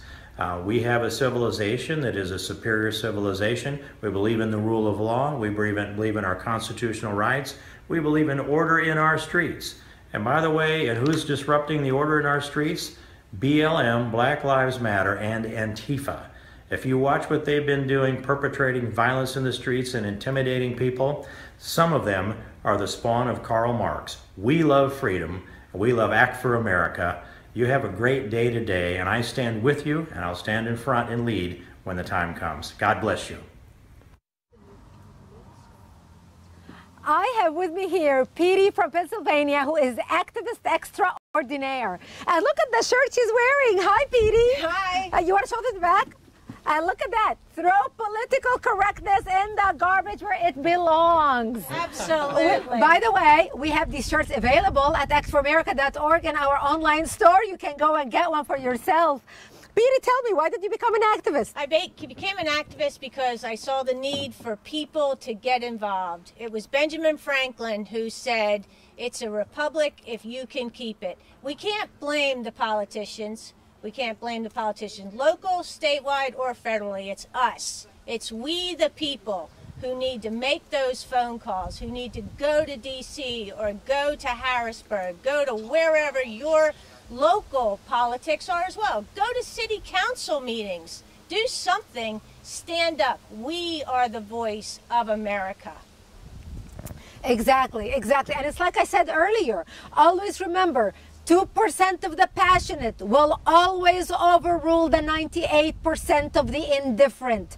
Don't be an indifferent. Be a passionate. Make a difference. That's what it takes. It takes this type of activism. It does. It absolutely does. Now, I know you're very involved with the Grassroots. I am. We make phone calls. We get the emails from Act for America. If there's a phone call to be made, one phone call, like Brigitte says, really makes a difference. I've gone to Harrisburg to speak with my representatives. They talk about it often, how it's the people, one person is calling, they know, or emailing, and they know that there's others that are thinking exactly the same thing. Folks, we have a handful of people out of all the people in America who are doing the job. But you know what? It's everybody's job. You can either donate with your time, or you can donate with your money, or you can do both if you're fortunate. But we need your help. We're losing our freedoms as we speak. We're losing our privacy. You know, it was also perhaps Benjamin Franklin who said, a bird is safe, but is it free? And no, they're not. We are losing our freedoms. Look at what's going on in high schools, what they're teaching our children, and they're not even asking the parents if this is okay. And it's not okay. We need to stand up and we need to say we've had enough. America is just, we have tenacity. I often speak with people from Canada, and they say America doesn't realize how lucky they have it. They can't carry guns. Places can't even carry knives. If you're a chef in Sweden or in Australia, you can't take a knife to an event. You're a chef. Why wouldn't you be able to take a knife? We are losing our rights, and we are the only country who has these rights. Once America's gone, and America's going nowhere, but if America goes away, there's nowhere to go.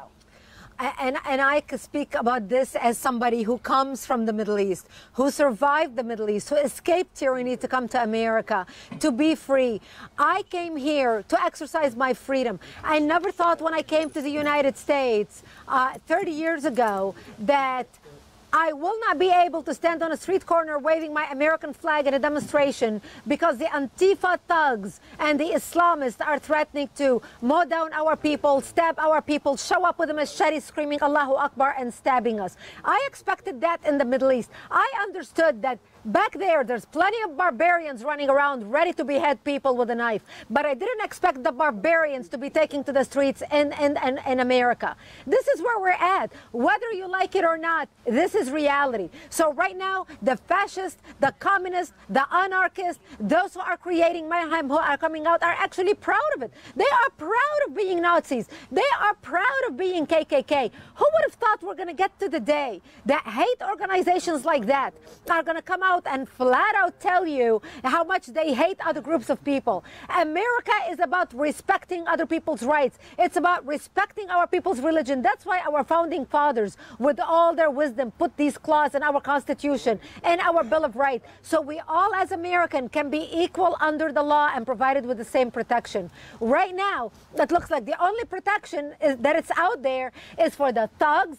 When we have Charlottesville police, the mayor telling the police to stand down, basically that protection was afforded only to the radical anarchist barbarians who were killing people and actually ended up responsible for the death of one person. It's not the peaceful demonstrators who were demonstrating there peacefully. Who would have thought that we're going to get to this day in America? So if you are watching us right now and you're thinking, well, I'm not sure, you know, let somebody else do the job. If not I, then who? If not now, then when? If we don't stand up and take back our country, then when? Let this day be your defining moment. Your defining moment. 9/11 was a defining moment for the United States. 9/11 changed our lives, changed the way we watch television, changed the way we listen to information. It changed the way we travel. It changed the way we live our lives. It was a defining moment for the country. But for me in particular, it was a defining moment. Because that day, my two young daughters came home from school, and the youngest daughter, who was around the same age that I was when I was wounded by radical Islamists blowing up my home, she asked me, Mommy, why did they do this to us, as we were watching the images of the World Trade Center tumble down? And I had to look into my child's eyes and repeat to her exactly what my daddy said to me. They hate us because they consider us infidels and they want to kill us. Here we were, 2 generations apart. I was a young girl, Lebanese girl who spoke Arabic. She was a young American girl who speaks English. 8,000 miles apart, 2 different nationalities, 30 years apart. And I had to repeat to her exactly what my daddy said to me. That day was my defining moment. That's the day I vowed that I will do everything I can to make sure that my daughter will never ever look into her child's eyes and repeat to him or to her what my daddy told me and what I had to tell her. That's the day I was reborn as an activist. That was my defining moment. Let this moment be your defining moment. Let this day be your defining day. Let this weekend, commemorating 16 years after September 11th, be the spark that will ignite your fire and your passion and your patriotism for our country. To say, I'm going to step up today and I'm going to join Act for America. I'm going to become an activist. I'm going to stand with you financially. If you are unable to stand with us with your time and your energy because you work, you've got 3 jobs, stand with us financially. $1 a week. That's all we're asking. Become a member at $1 a week. If you can, stand with us at $5 a week. If you can do more, stand with us at $1,000 a week. Whatever level you can afford. We need to count on your generosity. To give you an example, one more thing I would like to hire. I would like to hire 1 lobbyist on Capitol Hill. Do you know how many lobbyists the Saudis have? Do you know how many lobbyists the Islamists have? Over 100. Here we are, the largest national security grassroots organization in the country. You know how many lobbyists we have on Capitol Hill? 1. What's wrong with this picture? 1. And we wonder why elected officials are not listening. And we wonder why the country is going the way it's going. National security is the most important issue of the day. With the talk about North Korea developing nuclear bombs, with the talk about Iran developing nuclear bombs, what's going to happen if we are attacked with an EMP attack? What's going to happen to the nation? September 11th brought the whole nation to its knees. The whole nation.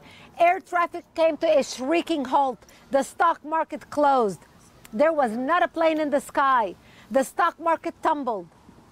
And if you think that cannot happen again, think again.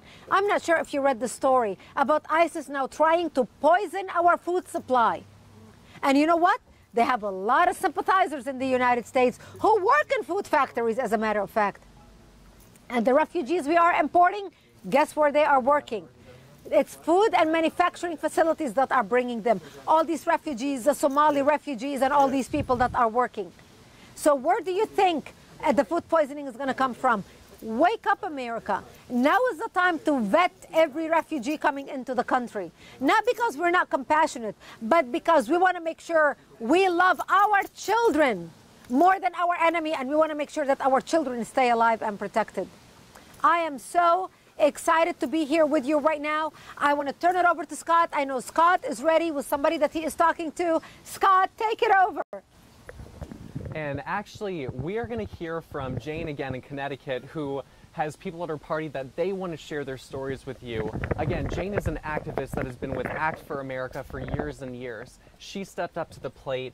She has been with us here at Act for America, and now we're going to hear from Jane. So please pass it over to Connecticut.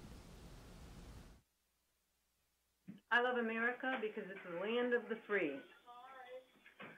I love America because we have free public education for all, including girls. Our laws are based on one of the greatest documents ever written, the U.S. Constitution. And I love America because we are a land of laws that are equally applied to all people. In America, I'm free to do anything a man can do. I love America because we still have free speech. And constitutional freedoms.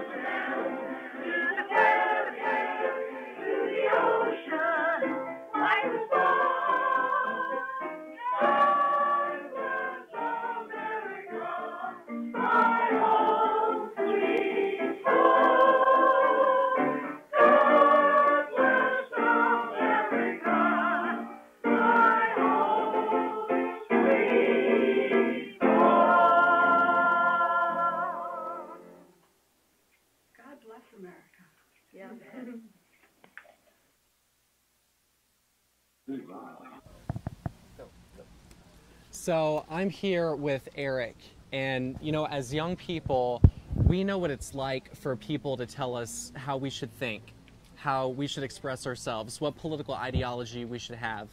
And Eric, can you tell us what kind of ways do you connect with people in a world that tells you that as a young person you can't think the way that you do? Basically I don't listen to the mainstream. I go and I talk to people in my community in Newport News about my views and my beliefs, and we sit there and have an open conversation. We don't argue back and forth. We discuss our views. If they don't agree with my views, then we can sit there and discuss it and talk about it.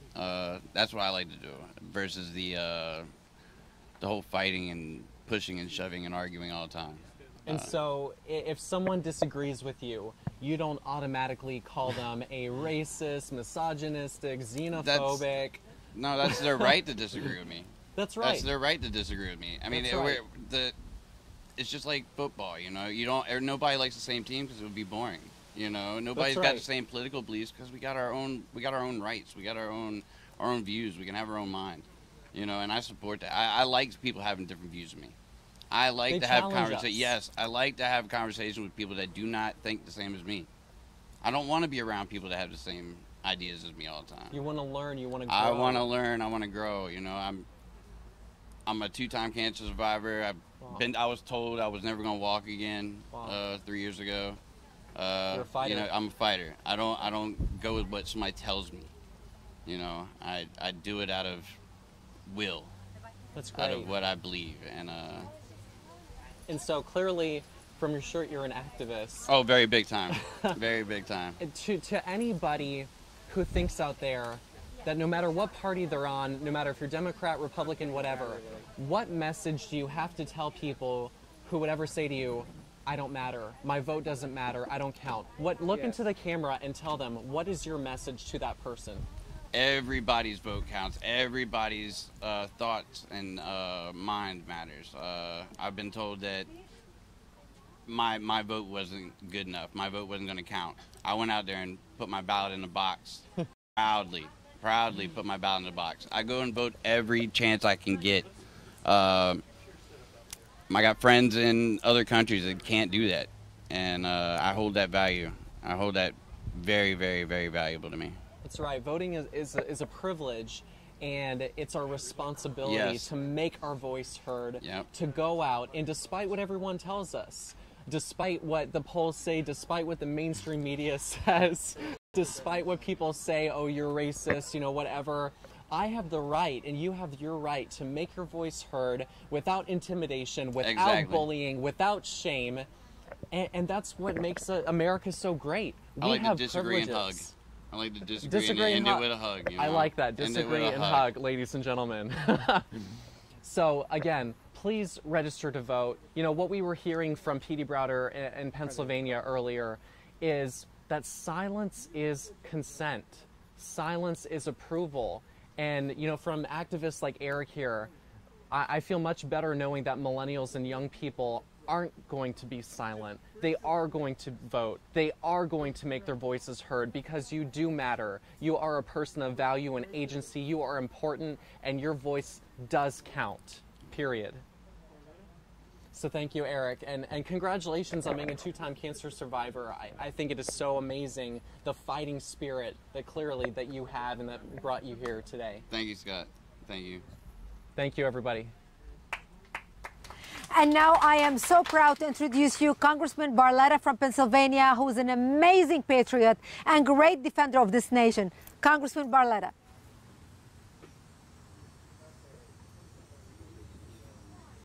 All right, I think we're gone. All right. Hi, I'm Congressman Lou Barletta. Thank you for joining Act for America's virtual rally. Today, all across the country, patriots like you are helping to make America great by standing up for our national security. I am proud to stand with you in this fight. For more than a decade, I have been leading the effort to secure our borders and enforce our immigration laws. My battle against illegal immigration began as mayor of my hometown of Hazleton, Pennsylvania, and has continued during my time in Congress. Now, I'm running for the United States Senate in Pennsylvania to continue fighting for the forgotten American. When I was mayor, I saw firsthand how illegal immigration affects small communities. Hazleton is a small city in northeastern Pennsylvania, roughly 2,000 miles from our country's southern border. It is the last place you would expect to encounter illegal immigration. But as Hazleton's experience proved, illegal immigration affects every American. When I became mayor in 2000, I inherited a $1.2 million budget shortfall. In 2 short years, we turned that massive shortfall into a $500,000 surplus. We turned our struggling city around by working together and implementing innovative, smart, and conservative solutions. Then, we were confronted with an illegal immigration problem. Hazleton's population grew by 50%, an enormous growth for a small city, but our tax revenues stayed the same. It became nearly impossible to provide services. We also witnessed an increase in violent crimes. On May 10th, 2006, a day I'll never forget, Derek Kishline, a 29-year-old father of 3 young children, was shot and killed while working on his pickup truck. His accused killer, Pedro Cabrera, was in this country illegally. Cabrera had previously been arrested at least a half-dozen times in New York City, a sanctuary city, that released him without regard to federal immigration laws. Enough was enough. The federal government would not enforce our immigration laws, and I took an oath of office to protect and defend the people I represent, and that is exactly what I did. I drafted, introduced, and signed the first law of its kind in the nation, cracking down on illegal immigration and making English the official language of Hazleton. The next day, I was sued by the ACLU. The national media and liberal activists came flooding into Hazleton. I was called every name in the book and even had my life threatened. But I never backed down.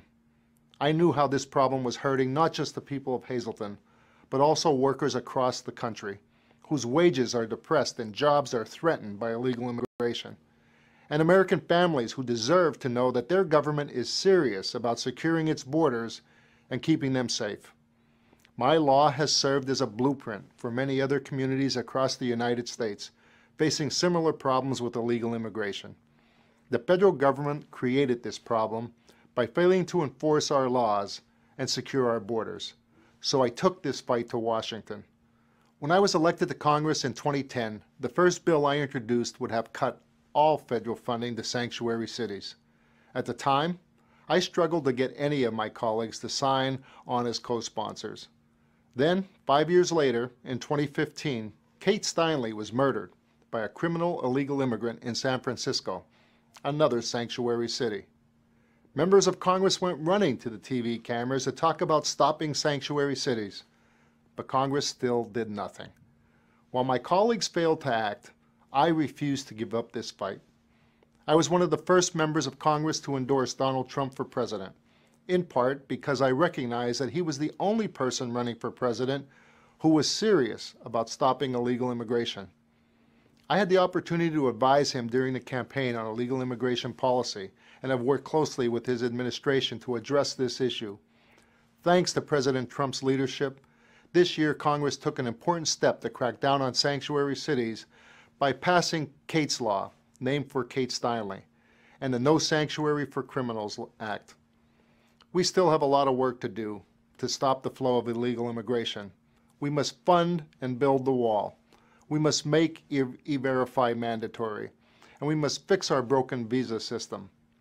Nearly 50% of the people in this country illegally did not cross the southern border. They came here legally on a visa. The visa expires, and then they never leave. I have introduced legislation to make overstaying a visa a criminal offense, and I have supported legislation for a biometric entry and exit system so we can track who is coming to this country and when they leave. While the fight ahead of us remains, I am encouraged that so many of you are committed to addressing this problem. To learn more about my work to stop illegal immigration and my campaign for the United States Senate, visit LouBarletta.com. Patriots like you and Act for America will help us secure our borders, enforce our laws, and defend our national security. Thank you, and may God bless America. And may God bless Congressman Barletta. What an amazing, wonderful elected official. I have to tell you, a lot of people ask me all the time, oh, forget it in Congress, throw them all away. I have to tell you, we work with amazing members of Congress who love this country, who are doing everything they can to protect her, and we need to stand with them. Those elected officials, like Congressman Barletta, like Congressman Louis Gohmert, like Congressman Perry, like all these people, they need our support. They need to be with us, and we need to be with them to show them that as long as they make the right decisions to protect the country, to secure our borders, we are behind them and we will support them in every single way we can. Right now, I'm joined with a wonderful patriot, Jocelyn from Ohio. Hello. Here we are, we're going to wing it, and her daughter, Emily. Hi, Jocelyn. Hi. Tell me, why are you here? I'm here to support Donald Trump and to support America and America first. I'm a first-generation immigrant. My mom and my grandmother were both born in Panamania, in Panama, South America. I'm like, look, and I need to you know, work on I'm high just school so kids, proud to be an college American. kids. I remember growing 'Cause up I'm the and spring always chicken. listening to my grandma and I my mom, especially my grandma, just always so proud to be an American and to be here. I mean, where they came from in Panama, they were just so proud to be Americans, and they felt blessed. So I grew up with the same attitude, just so proud to be American, and it's so sad today that we hear so much negative about being proud to be American. And this is the greatest country we've ever known, and it's not an experiment what we're going through right now. This is a success. What America is actually a success, and people from all over the world want to come here for a reason, and especially the immigrants. If you want to be here because of what America represents and offers you, there's a reason for it. It wasn't by chance that we're like this way. America is America because of how we were founded, and you have to honor that, and you have to protect it. And to all the immigrants or all the people around the world that can't come to the United States for whatever reason, fight in your country. Fight. Tell your government what you want. Get people behind you and fight for what we have here, prosperity in the United States. I want prosperity here in the United States. And when you have a prosperous nation like the United States, anybody can have it. Anyone who wants it can have it. And I know I'm raising my daughter to be proud to be American as well. And like your parents raised you. Yeah, exactly. To love this country, to become a part of the American fabric. You know, I always taught my children, you are an American first. I cannot stand it when people say, I'm an Italian American, or I'm a Vietnamese American, or I'm an African American. I am nothing but an American. And if you are anything but an American, you're not really an American. We want your loyalty to this nation. I'm proud of my heritage. I still cook Lebanese food at home. I make Turkish coffee. I belly dance. I listen to belly dancing music as I'm cleaning the house. Those are the wonderful things about my heritage that I bring with me. But my number one loyalty and pride is to my country, to the United States of America. The day I became an American, I stood at the courthouse and I raised my hand, pledging allegiance to the United States, forsaking all behind me and becoming a loyal American citizen. Those are the type of Americans that we need to come to this country. And I understand your husband is serving in the military. Yes, my husband is active duty military. Right now he is on the Truman, practicing landing an E-2 on the carrier. He's a pilot for the United States Navy. So, and honestly, he's so proud to serve under Trump too. It really motivated him for his next, I think he has 7 more years in the military, and he's so motivated to serve it with Donald Trump. Yeah. That's great. Yeah, because at least we know we have a president who actually cares about our military. Exactly. Who is actually respected by our military.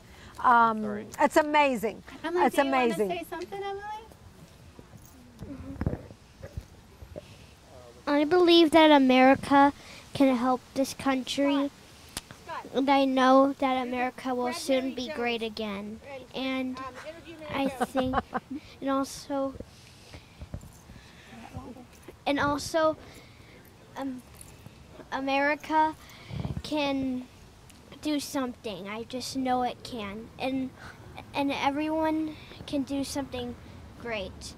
And in other countries that aren't as grateful as us, we can help them. Yes, we can. Now, Emily, do you have any brothers and sisters? No. Oh, you're an only child. You know, I was an only child too. I don't have any brothers and sisters. So that means you're the apple of your parents' eyes and there's no competition. No, that's great.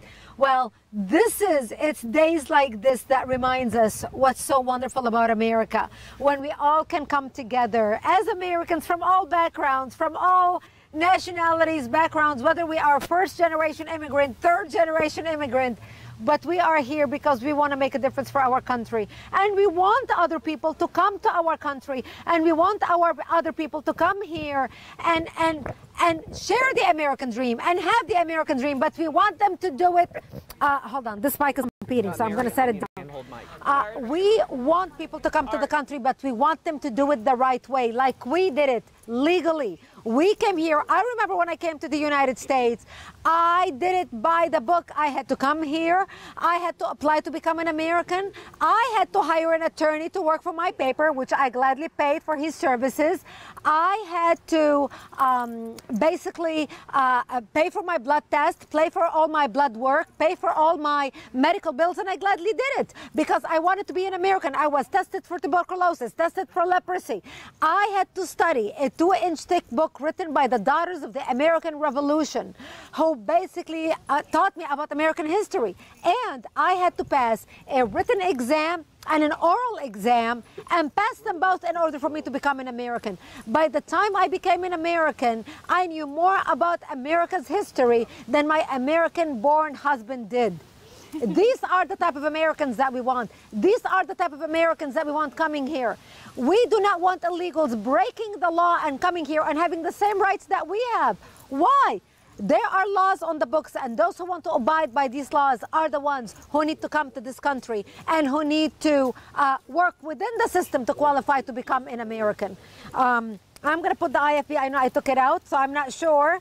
Welcome to live television. Isn't it exciting? But we go with the flow. Okay, do we have anybody right now?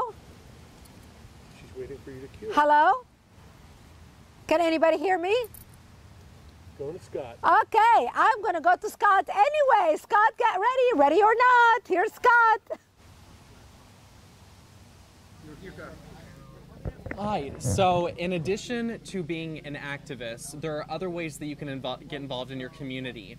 And I know this is going to sound crazy because it takes courage and bravery and guts, but that's why we have our local candidates. So I'm here with Mary Jones, and Mary Jones has been elected to office before. She has stood up for her community. So can you tell us a little bit about what you've been elected for in the past, and now what are your plans for the future? Oh, sure, absolutely. Thank you. Nice to see you today, and appreciate all the patriots that are out there listening, and all those that are fighting against the political correct culture that we see in America today.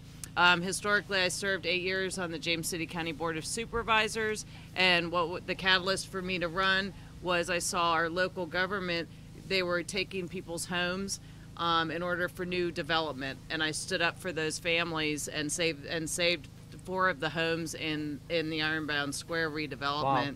Wow. So it was really about wanting to make sure that the citizens were being served and that they weren't the servants for the local government. That's right. They work for us, not the other way around. That is right. And I felt very strongly that I saw our local government was growing. They were passing the bill on to the citizens, and it was growing. They had added this rain tax on, and I just felt compelled to run, and it was truly that. It was it was never something I wanted to do, to be a politician. But you felt obligated. Public servant, I felt like it was a responsibility. That's great. I mean, and that is what we need. We need people not only to be on social media, to make the phone calls, to make the emails, but run for office and run at every local level and every federal and every state level. We need to take over from the bottom up, not top down. And this is what organizing, community organizing, is all about. And so you were just a local person in your community, stepped up to the plate. It is my responsibility to take back my local city. That's great. And so tell me about, what are your future plans? What are you looking to do next? And I am now a candidate to serve as a representative in the 2nd Congressional District. I'm very excited about that. And I think something to keep in mind, at any time you have candidates that are running, having the grassroots support makes a huge difference. And I think having President Trump now as president, and he has called out the fake news and the quite frankly, the propaganda that is put out in the fake news stories. And I experienced it firsthand on the Board of Supervisors. And the media is not the friend of the conservative, and they will perpetuate the PC culture. Definitely.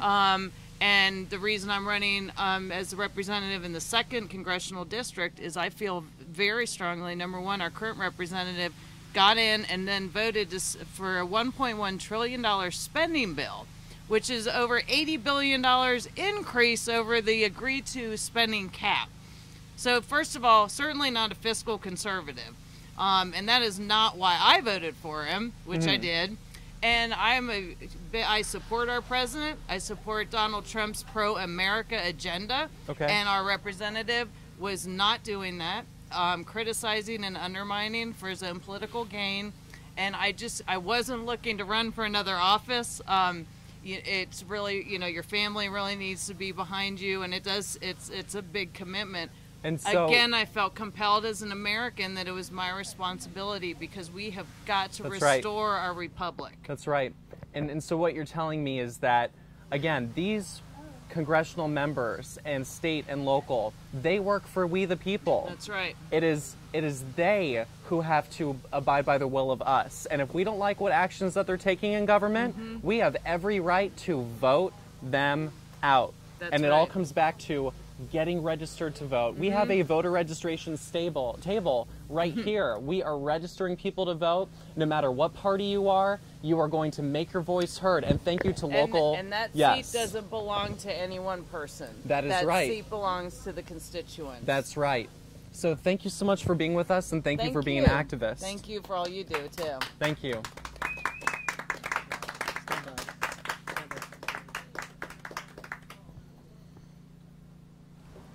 All right, I want to remind you again that as much as you're hearing these elected officials right now breaking in and speaking with us, you can hear them in person, you can meet them in person when you join us for our national conference in Washington, D.C.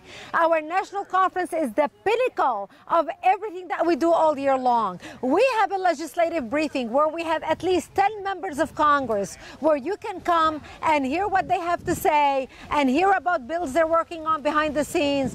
Go to our website for more information, actforamerica.org, and learn about the conference. And now I'm going to roll it in for a video that will show you last conference. The radical left is organized and dangerous. From the violent mobs trying to silence freedom of speech at our universities, to liberal judges endangering all of us by blocking the president from vetting refugees, to the complicit media pushing an anti-America, anti-national security, and pro-Islamic politically correct agenda. The leftist Islamic coalition is waging a war against the rule of law and against you and me. That's why I need you by my side as we descend on Washington, D.C., October 2nd and 3rd for Act for America's National Conference. We named the organization Act for America. Not think about America, not wish for America, not pray for America. You can do all the above. But without taking action, nothing happens. Footprints in history aren't made sitting down. The left organizes a march to DC and they show up in the tens of thousands. We need to act with the same passion and the same commitment. We are fighting for America's survival, the nation envisioned by our founding fathers. We need to show up in record numbers as a unified force to show our leaders, as well as our opposition, that men and women from all backgrounds are united in their support for strong national security, strong national defense, and our constitutional freedoms. We cannot sit back any longer, watching our Judeo-Christian culture under assault in every way. This president and vice president are doing everything they can to repair the damage done to our country during the last 8 years. We need to show them that we stand with them and have their back as they fight on our behalf to make America great and safe again. This Act for America conference is going to be one for the history books, and I need you there by my side, standing shoulder to shoulder with ACT members from all over the country. You will hear from the most powerful leaders in DC, speaking with passion, sharing intelligence on the most critical threats facing our nation, and what we can do about it. My friends, the new radical leftist Islamic coalition led by the likes of Linda Sarsour and George Soros do not want to reform America. They want to destroy it. Their dream is a global community with no borders, no sovereignty, and no United States as we know it. They are counting on our side, doing a lot of talking, but not a lot of action. Let's prove them wrong. We need you and every freedom-loving American to join us in DC this October 2nd and 3rd. Register today, so together we can walk in the footsteps of our founding fathers, ensuring that under our watch, America will always be strong and remain the land of the free and home of the brave. 3-2. Okay, I am back here and I am with Michelle, who's a great activist from Chesapeake. Yes, ma'am. Tell me, Michelle, why did you become an activist? Because I wanted to do something. I was tired of just sitting and watching our country go down in ruin. I'm worried. I'm a mother, and Yeah. I just want a safe country for my daughters. Yeah. And how many kids do you have? I have 3 daughters. 3 daughters? Yes, ma'am. Okay, great. 15, 13, and 8. So they're, young girls. So what concerns you the most about our country right now? I'm concerned about our safety. I'm concerned about the Islam Brotherhood. I'm very worried about that. I'm concerned. I want them to be safe.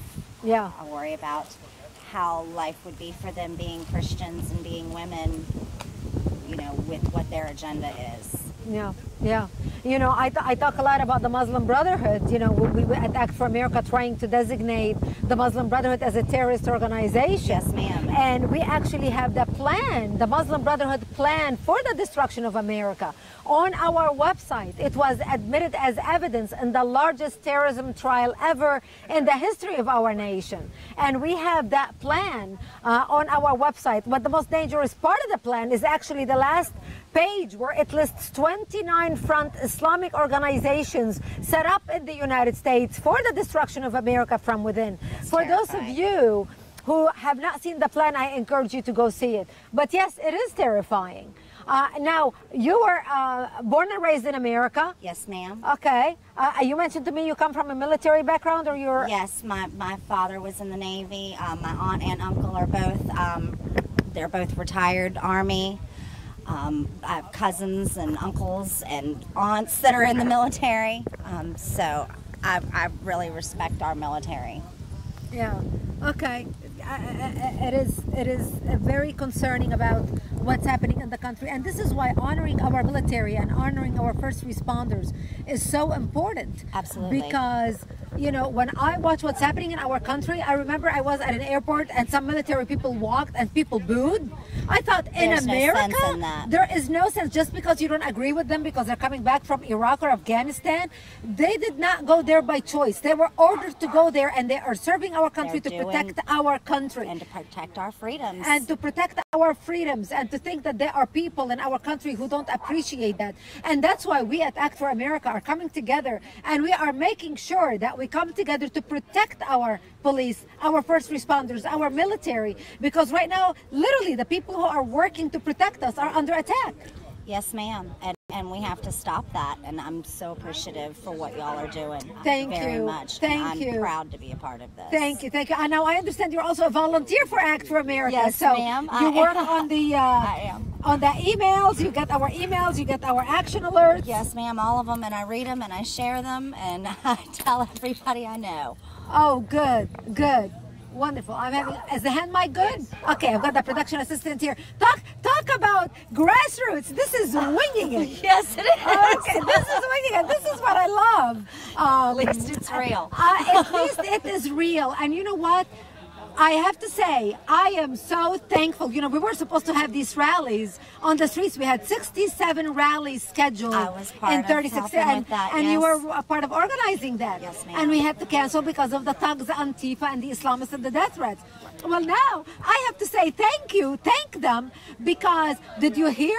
We have almost 2 million people watching us on the website right now live. Wow. Almost 2 million. Dang, that's amazing. We could have been, 500 people on a street corner downtown, in all 50 states.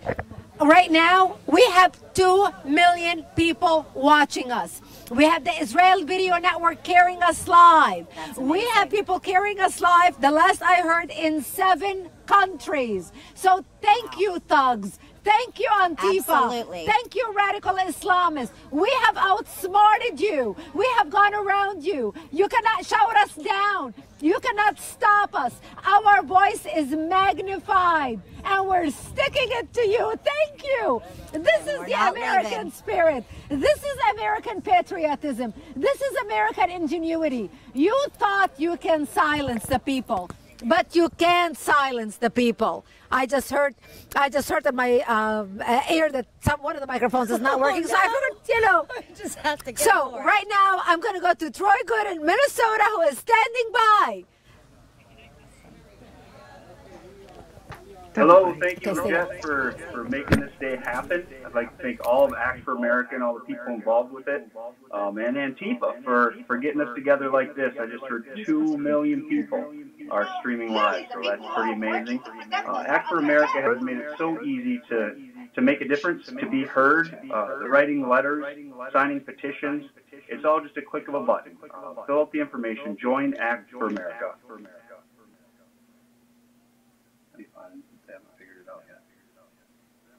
Evidently, I can just keep talking, so I will.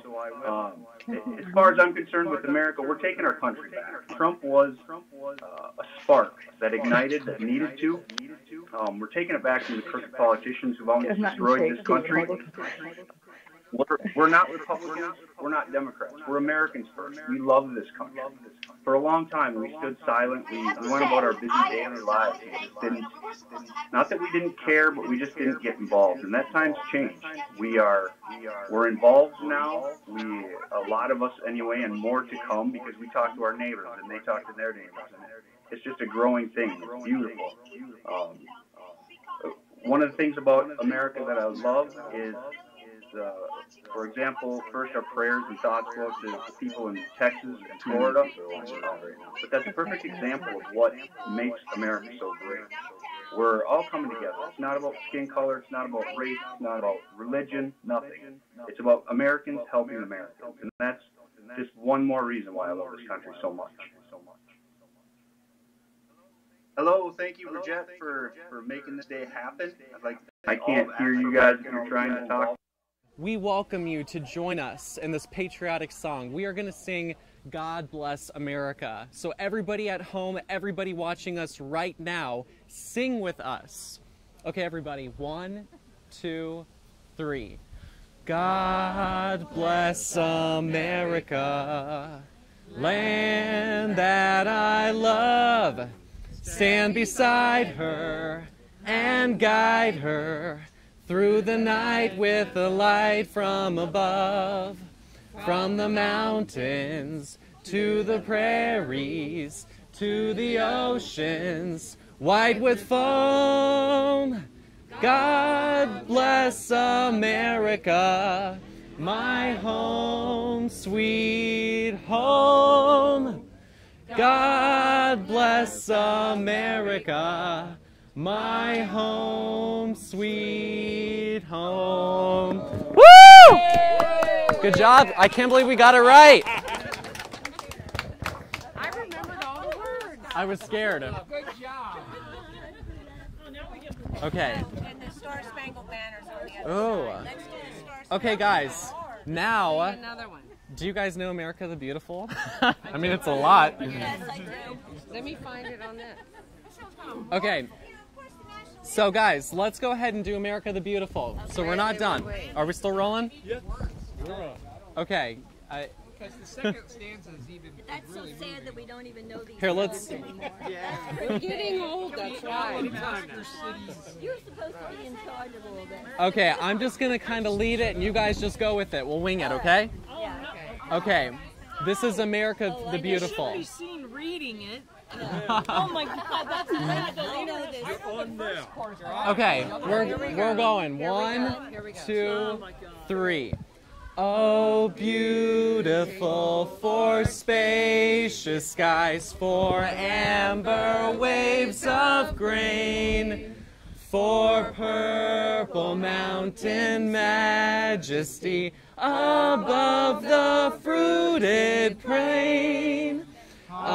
America, America, God shed his grace on thee, and crown thy good with brotherhood from sea to shining sea. Okay, good job. We did it. See, have more faith in yourself. Okay, and now we're going to go back to the studio. We talk about all the changes in our country. There comes a point at which we have to say, we're going to make sure that the enemy does not conquer us from within. Every American that's patriotic should be aware of. But are you wanting to do something about it? Are you just emailing? Are you just talking about it in your Sunday school classes? America is the greatest nation on earth. This is a nation built for the people, by the people. We have a responsibility. You are standing at the crossroads of history. Act for America today is truly a conference that's trying to educate the community. Act for America is really about giving people the tools and the resources to know what the enemy is, know what we're up against.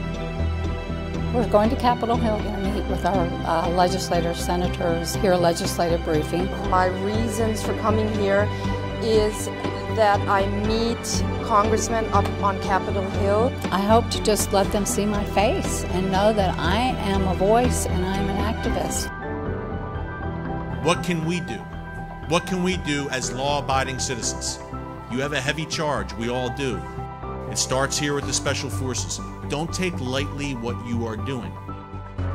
I can share what I learned, but it's not the same as being here. The whole atmosphere is electric.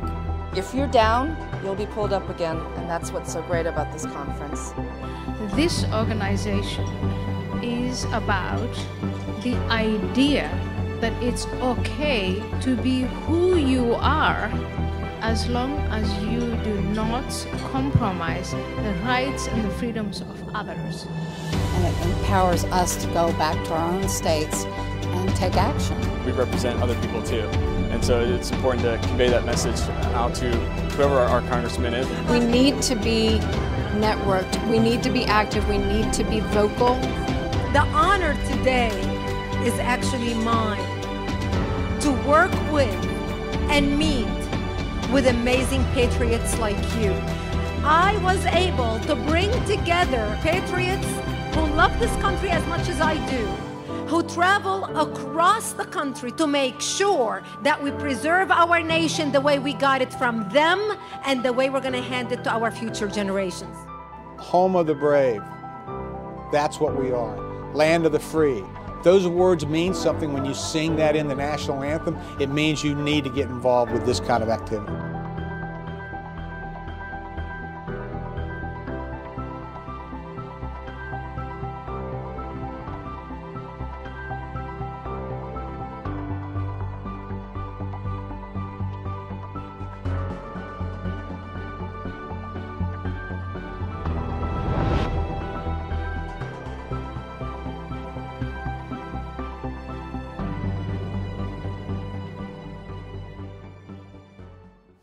And here I am now. I'm sitting here with Mary. Now, Mary, as I understand, you're running for office. Yes, I am. Yes, I am. So what made you run? I see that our country, we need to restore our republic, and I voted and supported President Trump, and he has a pro-America agenda to build the wall and repeal Obamacare. And we need to stop the spending. When we're $20 trillion in debt as a country and they continue to spend, and $1.1 trillion spending bill in the spring, as an American, I felt it was my responsibility to step up and try and make a difference and be part of the solution and serve the citizens and make sure the citizens have a representative and that the representatives doesn't think that they're the entitled one. And isn't it amazing that we, the average people, can step up and say, if I don't agree with something, I'm going to lead. I'm not going to wait for somebody else to do it. Right. I'm going to do it. I'm going to take the responsibility to step up and do this. That's I'm right. willing to put up with the attack. I'm sure you are attacked. Yes, absolutely. You are bombarded by the enemy from within and without. but it is worth it at the end. Absolutely. Well, and it is in that you have to make a difference. It's our responsibility as citizens of the United States to defend and stand up. And also the First Amendment, our freedom of speech, is under attack right now, and our history. And people need to understand how important it is for us to be able to express and defend the Constitution without worrying about Antifa and these other groups getting more protections than the American people that are trying to stand up and defend the Republic. Because our freedom of speech is one of the most important freedoms that we have. Because if we cannot exercise our freedom to express our opinions, our ideas, what made this country great is different people coming from different backgrounds and different nationalities and debating ideas, and let the best ideas rise to the top where you prove your case. If we cannot debate ideas, how are we going to advance? How are we going to win wars against our enemies? We cannot be silenced. And this is something that affects everybody from all political affiliations, from all political backgrounds, from all parties. Freedom of speech is under assault right now, and we need to do something to protect it. And I am so glad that you are with me, that you are running, and I wish you all the luck. And united we stand, and everyone, and people need to have the courage to stand up. If you don't want to stand up, at least support and protect and defend the people who are standing up for freedom and liberty. Thank you for all you do. Thank you for all you do. Thank you. Now I'm going to have Eli. Eli, come on in. I saw Eli. I was talking with Eli. Eli, tell me, why do you love this country? I love this country because it is a place that you have freedoms, and it feels like it is a place that you can be who you are without being judged. And it's a country that it is founded by people that wanted to respect God, and that's why I love America. Yeah, yeah. Now, we are here in America, you and I, as Americans. We love this country. I have never felt as an outsider in this country from the minute I landed here. It didn't matter what my skin color is, and you and I are the same. Yes. Now, I know Scott interviewed you already, but remind our viewers who are watching us, where did you come from? Where are you from? I'm from Puerto Rico. I moved here to the States in 2007, and ever since I feel like this is my home, and this is probably the place I've spend the rest of my life, because America, the United States, is a great place to live, and I really like it. Yeah, yeah. And why did you decide, why are you here today? Why did you decide to become active? I decided to become active because I was tired of being silenced by people. Like, people always assume that because you're Hispanic or for color, you have to think in a certain way or be in a certain way.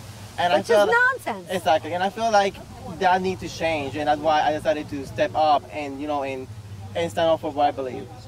Yeah.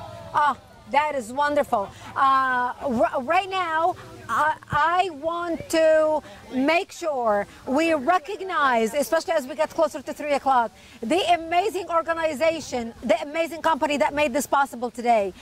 This is made possible by Worldwide Live, is the name of the organization, which provided its app, My Live app. This is the first time ever this app has been used to link the whole nation together, to link people from all over the country and internationally together. This is what happens when Americans think out of the box. They were not even ready to go live with the app, and then we went to them and we said, we need to change our plans, and they said, we are ready to help you, and they made this available to us free of charge. So for those of you who are watching this right now, oh, by the way, why am I holding this?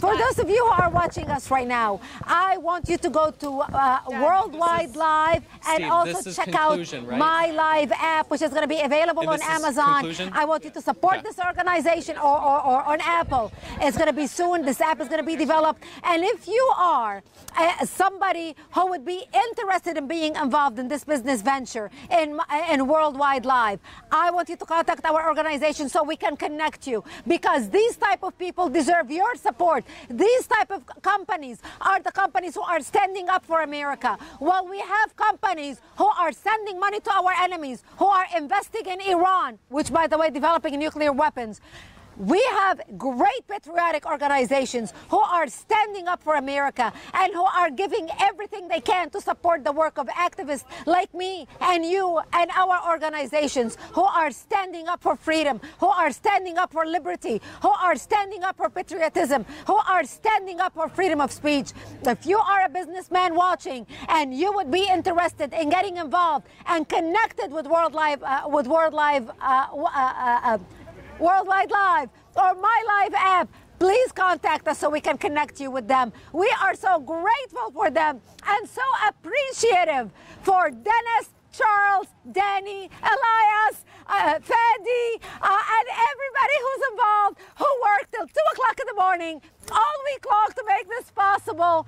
I am so grateful for you. I just want to cry for making this possible. I am so grateful. And for all of you watching us right now, I'm going to throw it to Scott, and then I'm going to join Scott to say thank you for being with us. Scott, go. For energy, what are we saying? Thank you to everybody that has joined us at Act for America for our Day of Action. We started off a smaller group today, but in between all of the interviews and hearing from people all across the United States, we had people who were at a hurricane relief fundraiser that came and joined us today. We have neighbors from around the neighborhood that wanted to know what we were doing, and they joined us because they heard our message of patriotism. They heard our love for country. They heard that we are going to stand up for our beliefs and that we will not be silenced by the leftist fascists that want to take away our freedom of speech. We are here because we are red, white, and blue Americans that love our country. And we are proud to be Americans. We are here fighting for future generations, protecting and preserving the freedoms that we are so privileged and so thankful to have in our country. Look at the signs that we have here today, making patriotism great again. Look at the signs of thanking President Trump for his national security policies. This is not a Republican or a Democrat or a libertarian issue. This is an American issue. We are here. Yes, it is. And it is okay to be patriotic. It is okay to be a proud American-loving citizen. And that's what you see here today. It is not the color of your skin, your religion, your gender. It is not any of those identity politics that others like to divide us, to try to conquer us. We are united. We are empowered. We are organized. And we are Act for America. Thank you to every single person that has been with us today. And we are going to end today with our national anthem. So, oh, say, can you see by the dawn's early light what so proudly we hailed at the twilight's last gleaming, whose broad stripes and bright stars through the perilous fight for the ramparts we watched were so gallantly streaming, and the rocket's red glare, the bombs bursting in air, gave proof through the night that our flag was still there.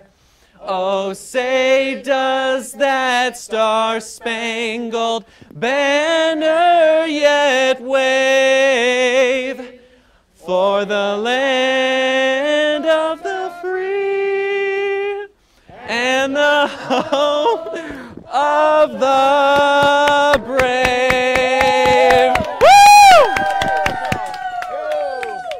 So please, go to actforamerica.org, sign up, join us, become a member today, and be a part of the counter-revolution. Be a part of this movement. Join us today.